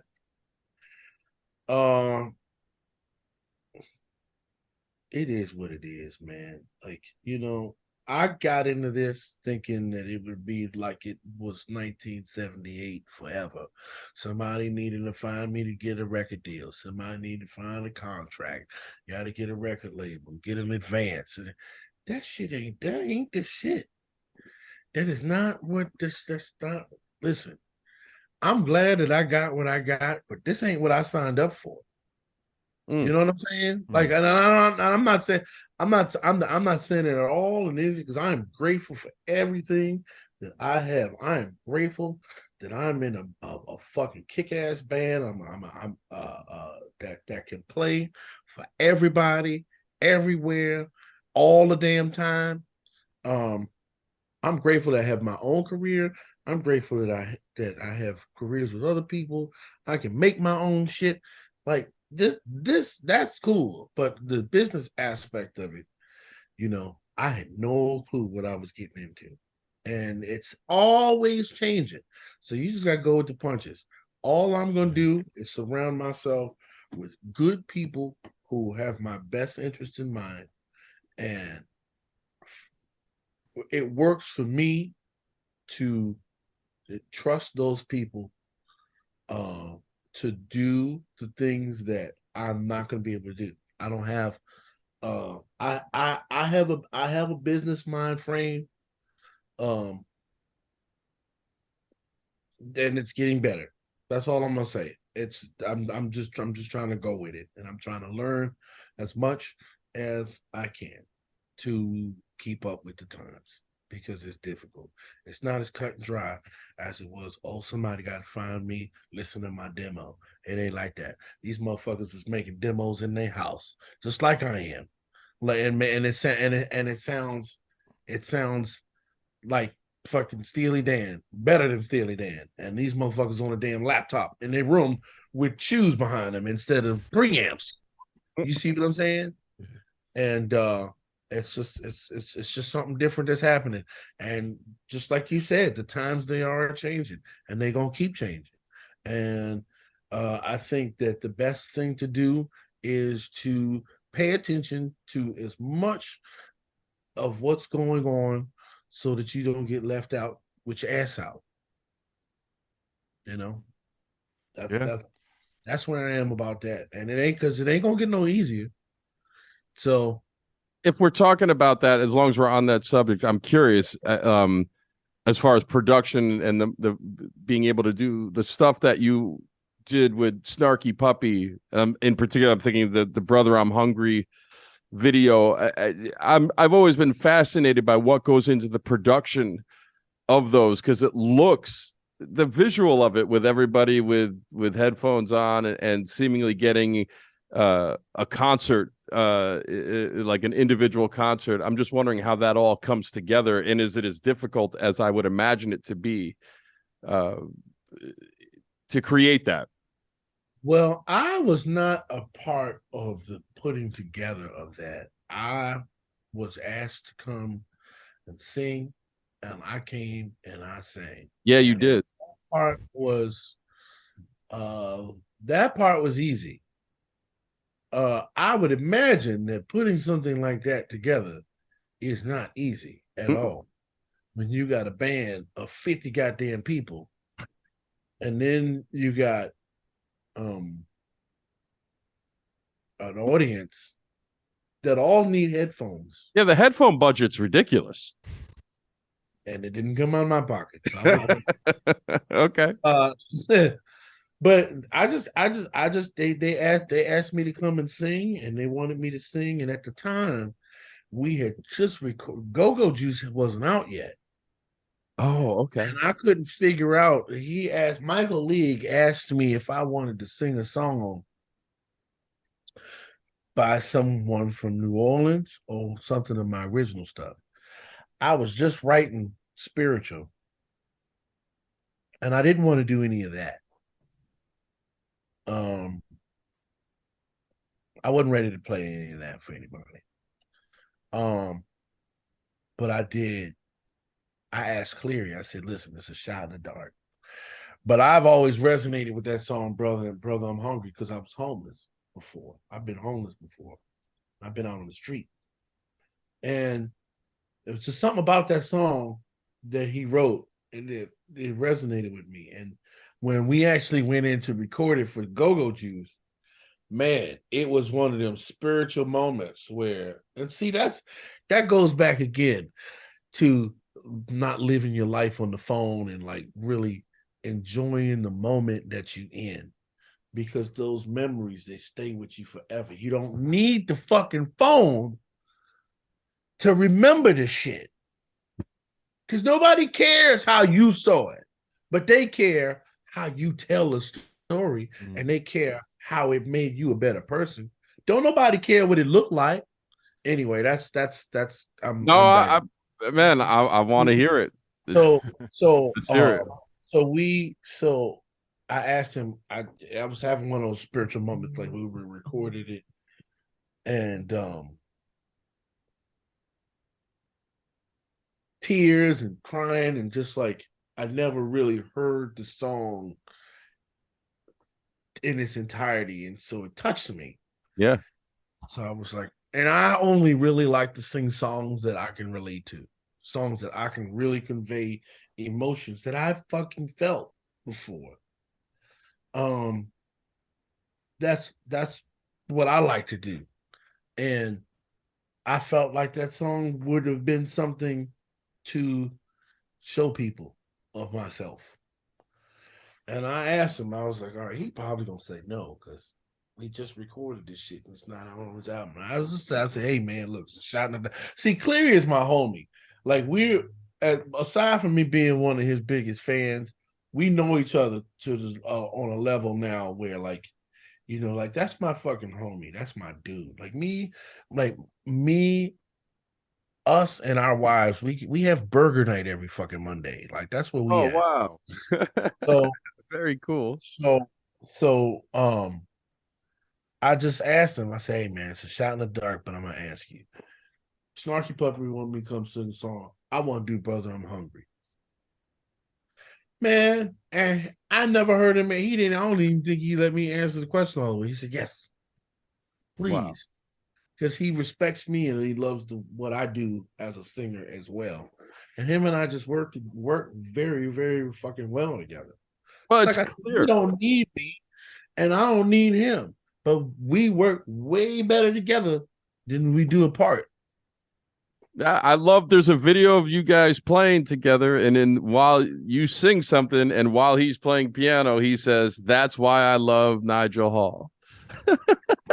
As you guys are doing the song. Was that when we were in his studio drinking? There's two pianos, and I think you're back to back, and you're both playing, and if I remember correctly, but I just remember that moment. I was like, man, that's like there's moments in these videos, in all kinds of videos that I absolutely love because it just immediately strikes this chord, no pun intended. But it's like, and that's when he says it, like you sang something a certain way that only you could do. And in the middle of it's like its own melody. He's like, that's why I love Nigel Hall. And it was beautiful, man. It's like there's another moment on that, not that this really matters, but there's another moment in this. There's a version of Toto.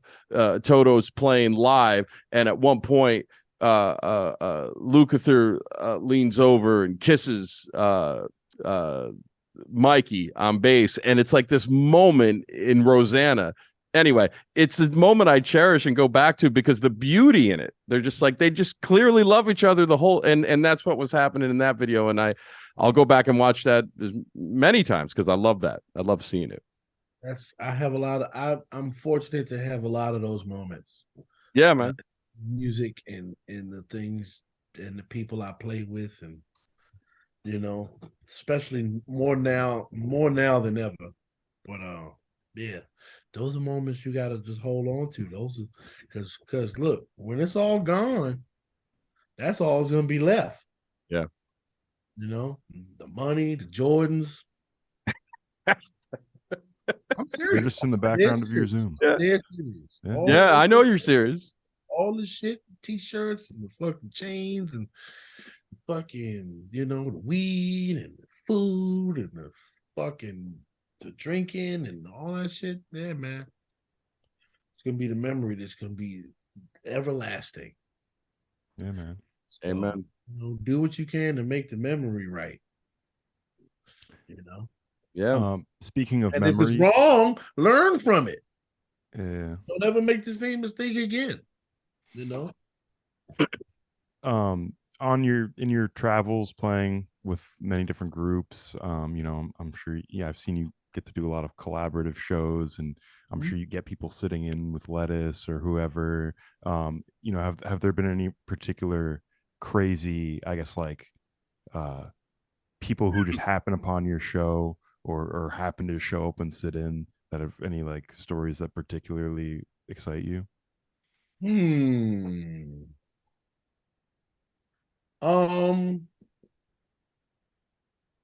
I ran into a photo the other day of me and Kofi playing at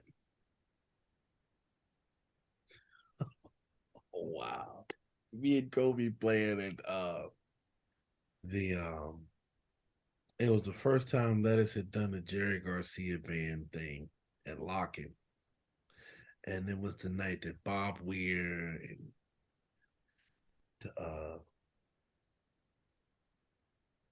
John Mayer and all those guys came, but that's not the memory. The memory is not because of them. The memory is because of Kofi. I want to make that very clear. But I'm going to tell the story because it's a real story. This is a real story. This is a good story. This is a funny story. Yeah, man. So we were. I'm sure, and that's the other fucked up thing about YouTube is that YouTube always catches you when you're fucking sloppy and not killing. Anyway, Um, to preface this story, I'm gonna say that today I am. Oh wow, I'm 22 months today clean of alcohol and cocaine. Congratulations. I was a fucking rager. I had my fun. Don't get it twisted. But this night I was having fun. I was having fun at a festival at Lock-In. Okay, so there's that. And Kofi came up. He sat in with me, and I remember him whispering to me. There's a photo of the exact moment when he whispered it to me. I never told anybody what he said, but I'm gonna tell you what he said. He said, "You are high as a Georgia pine." Yeah. Man, I gotta tell you, I fucking laughed my ass off. And I was not worried about what anybody else thought of me for the rest of the night. Just he saw me and he was like, I see you. Just be careful. And um, that's one. Yeah. Rest in peace, Kofi, man. Gone too soon. Kofi. That was my friend. I love my friend. I have a whole lot. I've been really fortunate to do a lot of great things with a lot of great people. So that is a question that's really hard to answer because it seems like, especially since I've been sober, I smoke weed. I want to make it clear that I'm Cali sober. I Mhm. smoke weed. Okay. So if y'all see me at a festival and you see me smoking weed, don't come up to me and say nothing to get you smacked. Because now that I'm sober, my Yeah. threshold for bullshit is very much more thin. Um, but ever since I stopped drinking and drugging,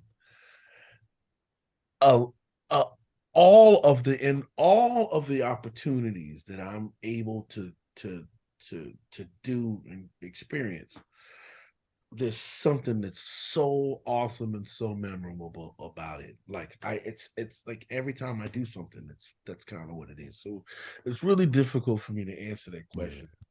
No, I love the I've story you been brought up. I fortunate mean, enough to play with all of my heroes, most of them who are still alive, most of my heroes, and all of my friends, mm, like my friends and all of my family. You know, there's nothing doper than that. There's nothing doper than that. You ask me what my my greatest memories are, waking up because I do something dope every day yeah. because of Amen. because of the people who I know and the things that I learn from them. Every day something happens. So that's the answer I want you to put there. Okay. Well, maybe I'll change the angle of the question. What's in your music career? Maybe spinning back to early, wild, young Nigel. What do you think's your most punk rock moment at a show? Oh, you really want to know what will? Ooh.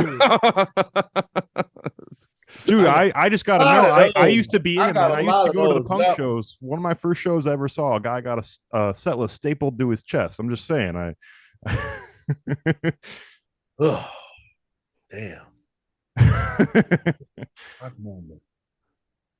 I mean, what are you really asking me?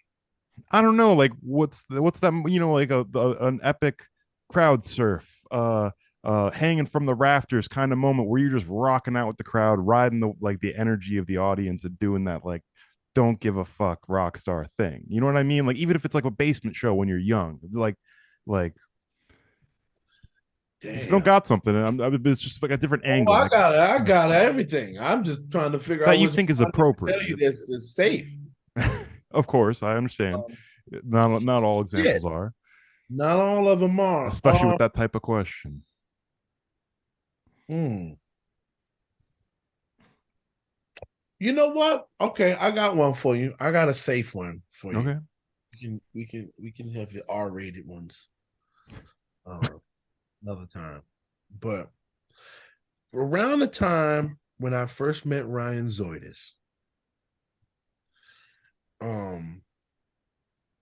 Ryan and I started a band in Portland, Maine, of all of the most killing musicians in Portland. And we made this big, huge band, like an 8-piece horn band, 2 guitar players, drummer,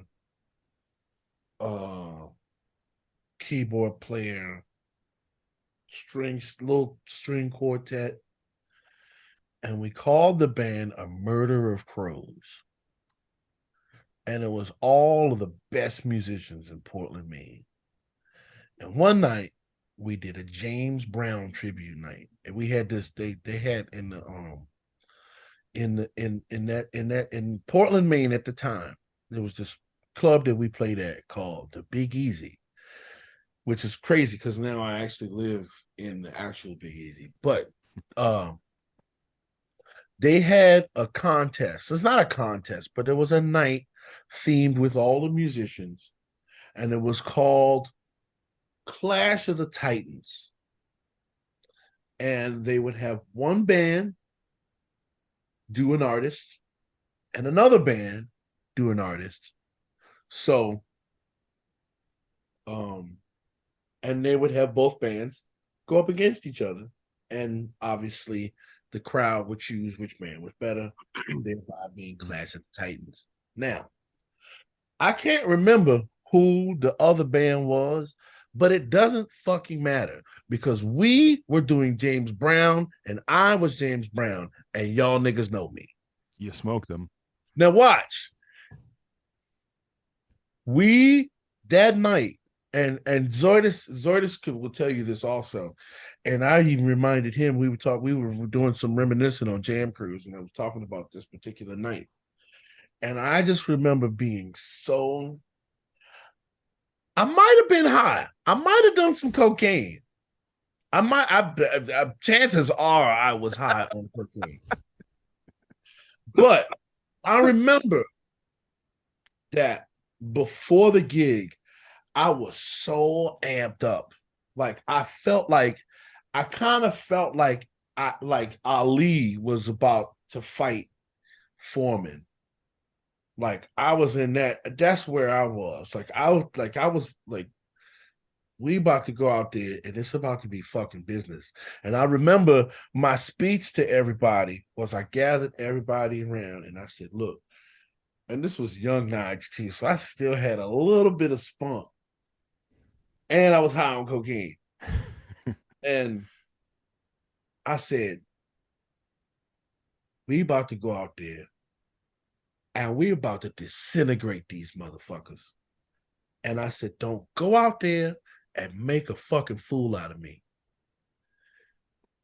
Because if you do, we gonna speak individually after the gig.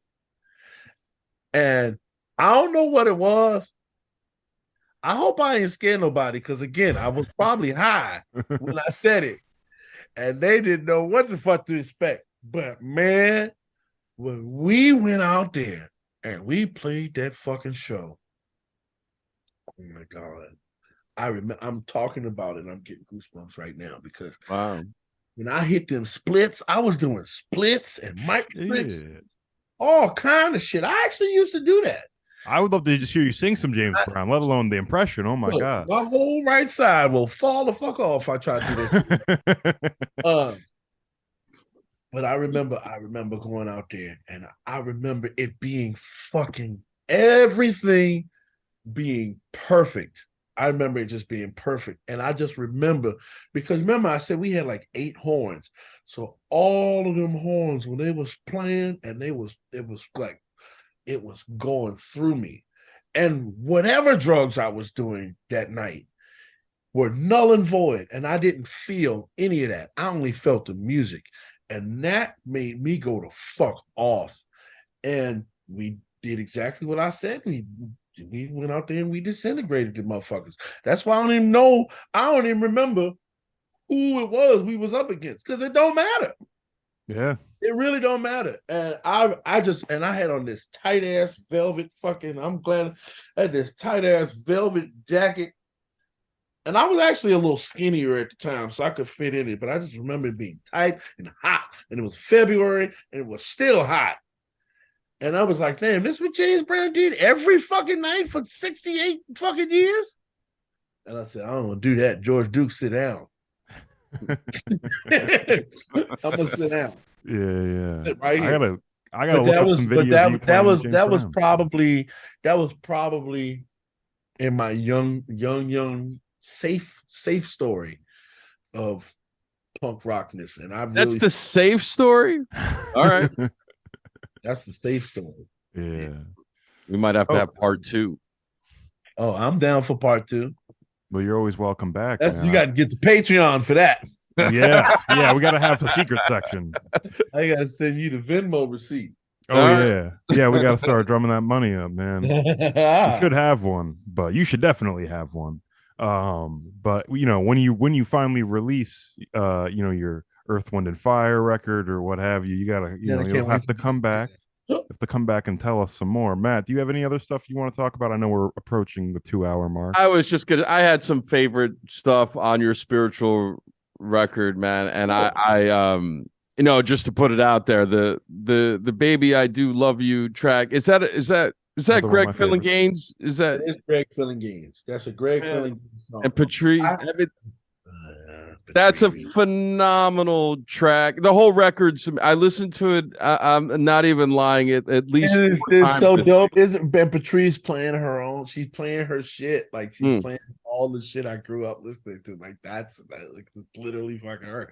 Like I'm still befuddled that she is even anywhere near anything I've ever done. All the other language was fine, but now we got to put a parental warning because you said befuddled. Put that in, on the bottom. Befuddled. We're now just got demonetized. Shit. You know what I'm saying? Befuddled. We're at now. It's it. No, it was a beautiful track, and the other the Warren Haynes record. I love Government Mule, and I had never checked that record out, the live one, and I guess you're playing keyboard. I don't know if you're singing on that. It's so crazy that you even mentioned that because my wife was pulling out a whole bunch of shit. Hey, she pulled this out. Wow, look at that. Nice. Go ahead, pull that up one more time. Let me see that again. I was young. Wow. Look at that. Wow, man. Damn. Warren and the brothers. Well, we had Danny Lewis on last year because he's my neighbor. Hey! Yeah, Danny's my neighbor, man. I wonder ask him if he's still mad at me for breaking his world into their night. All right, let me run next door. I'll be right back. Hold on. Let him know. Just say, all right. Man. I'm actually playing with Danny in 3 weeks. We're doing a fundraiser for a dear friend, Charlie Nicely, who worked at MTD and made those Bubby Lewis basses. Brad. Nice. Okay. The Bubby Lewis bass. Yeah. That's all. Yeah. Tobias, they're like 20 minutes from me. And then cool. Danny, I'm playing. I just talked to him on the phone, so I'll ask. Now I got something to ask him. Tell him if you need to call me, man. I got him. He broke your Wurlitzer. That's where I start with. Yeah, ask him if he's still mad at me that I broke his Wurlitzer. He might just be befuddled. He might be. If he is, again, tell him he can always call me. All right. Absolutely. I can deal with befuddledness. Yeah, but that Baby I Do Love You is a stunning track. That melody is spectacular. And the way... You want to hear something crazy about that song? It was supposed to come out on the last album. And the first version we had was Deitch on drums, Bill Summers on percussion, and shit. Charlie Hunter on bass and guitar. Damn. Oh, shit. On Rhodes. And that version was actually really fucking killing. And I bet it was. Why it didn't come out, but... all right. I may put it out. Kraz and I have been talking about putting out the outtakes of Ladies and Gentlemen out and calling it the encore. So that might happen. Lettuce. We got some uh symphony shows that we're doing. Oh wow. Oh yeah, that's right. Yeah. In Chicago on the 25th of March. Oh, let me make sure I'm saying that right. I know you guys are what, Blue Note in June. I'm trying to remember what other dates. Blue Note Oh, is that June? All right.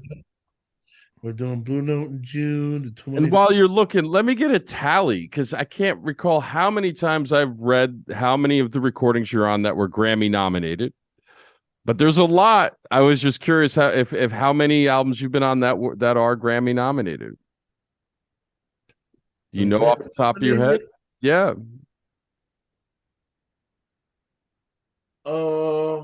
I know it was 5 or 6. Okay, because the Cleary. Well, seven after Jeff Coffin. This past one. Right. 7. Which one was nominated with Jeff off of Spiritual? That no. Jeff Coffin's record. He just that this year got nominated. I didn't realize that. Yeah. I do love him on Brothers Love, though. I do love that track. Yeah, because People in Search of a Life, Kofi was supposed to play flute on. Oh. And right when he called me one last time, and I was in the middle of singing that song that I was getting the tape that you all hear on the record today. And he called me during that, and I was like, I'll call him back right after I'm done. And I called him back, and there was no answer. And then 2 days later, he died. Oh my God. Yeah. Not to make it dark. Yeah, no, it's a beautiful thing to know about the that's history. why I felt it necessary to at least just have his fucking name on the record, because he was supposed to have been on that record. And I called Jeff to help me do it, and Jeff was very, very kind. And Jeff's my homie anyway. We have Maine roots together, so Jeff stepped in, and I hope that we did a fitting tribute for my friend. That's all. Yeah, man. Again, gone too soon. Fucking beautiful musician, man.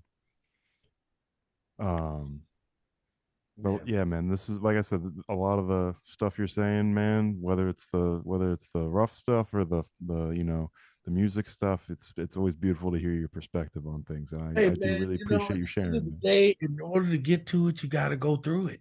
Yeah. I mean, that's really just what it is. And I had to learn that, and everybody's got to learn that at their own speed.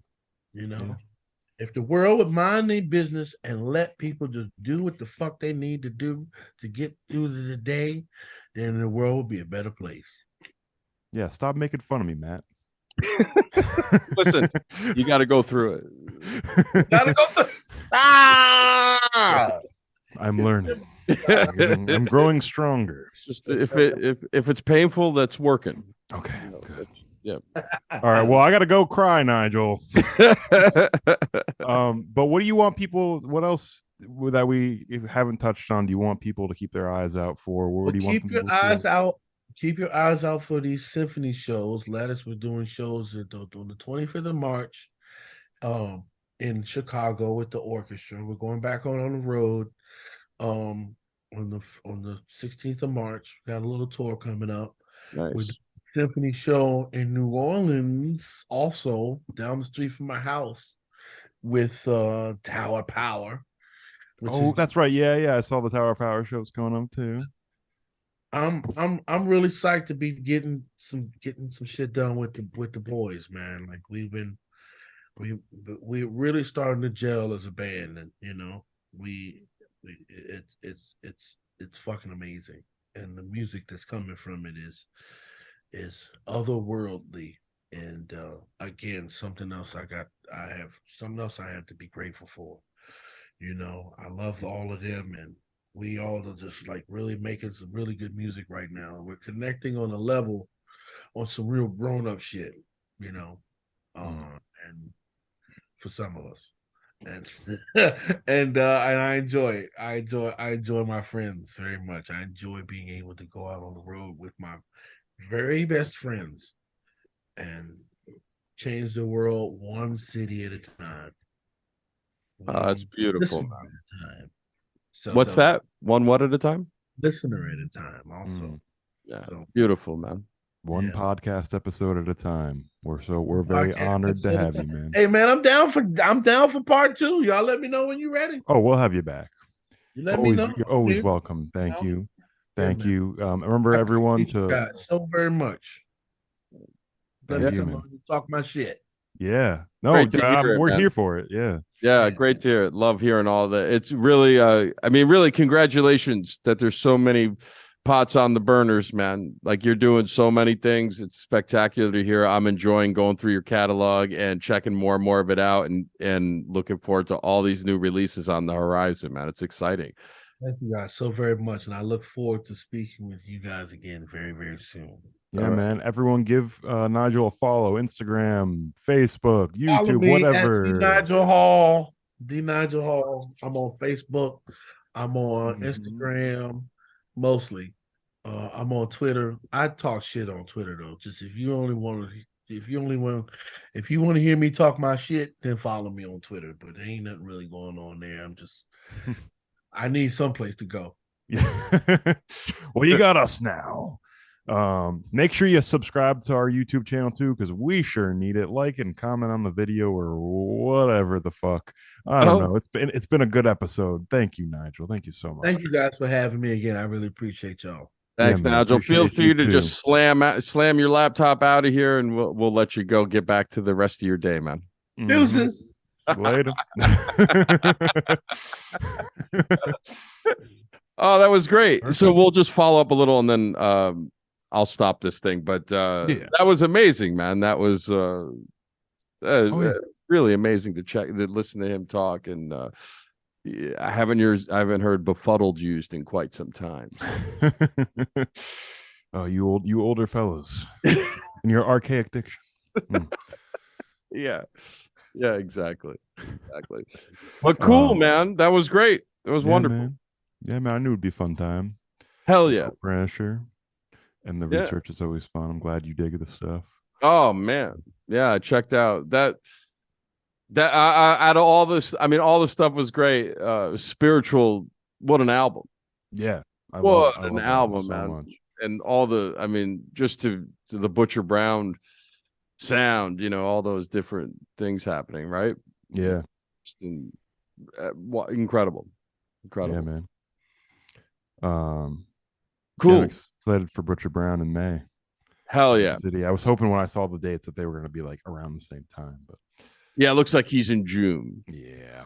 But all right, we'll do the anyway. Yes, like you said, please like and subscribe to the channel, and we haven't done one of these. Are we including this? All right, I'll do it. Yeah, let's include this, and then we'll see. It's not going to work. I don't know how to keep. You want me to count it off? 1, 2. Yeah. But yeah. episode, man. We'll try it again. Do we do 3, 2, 1? Perfect.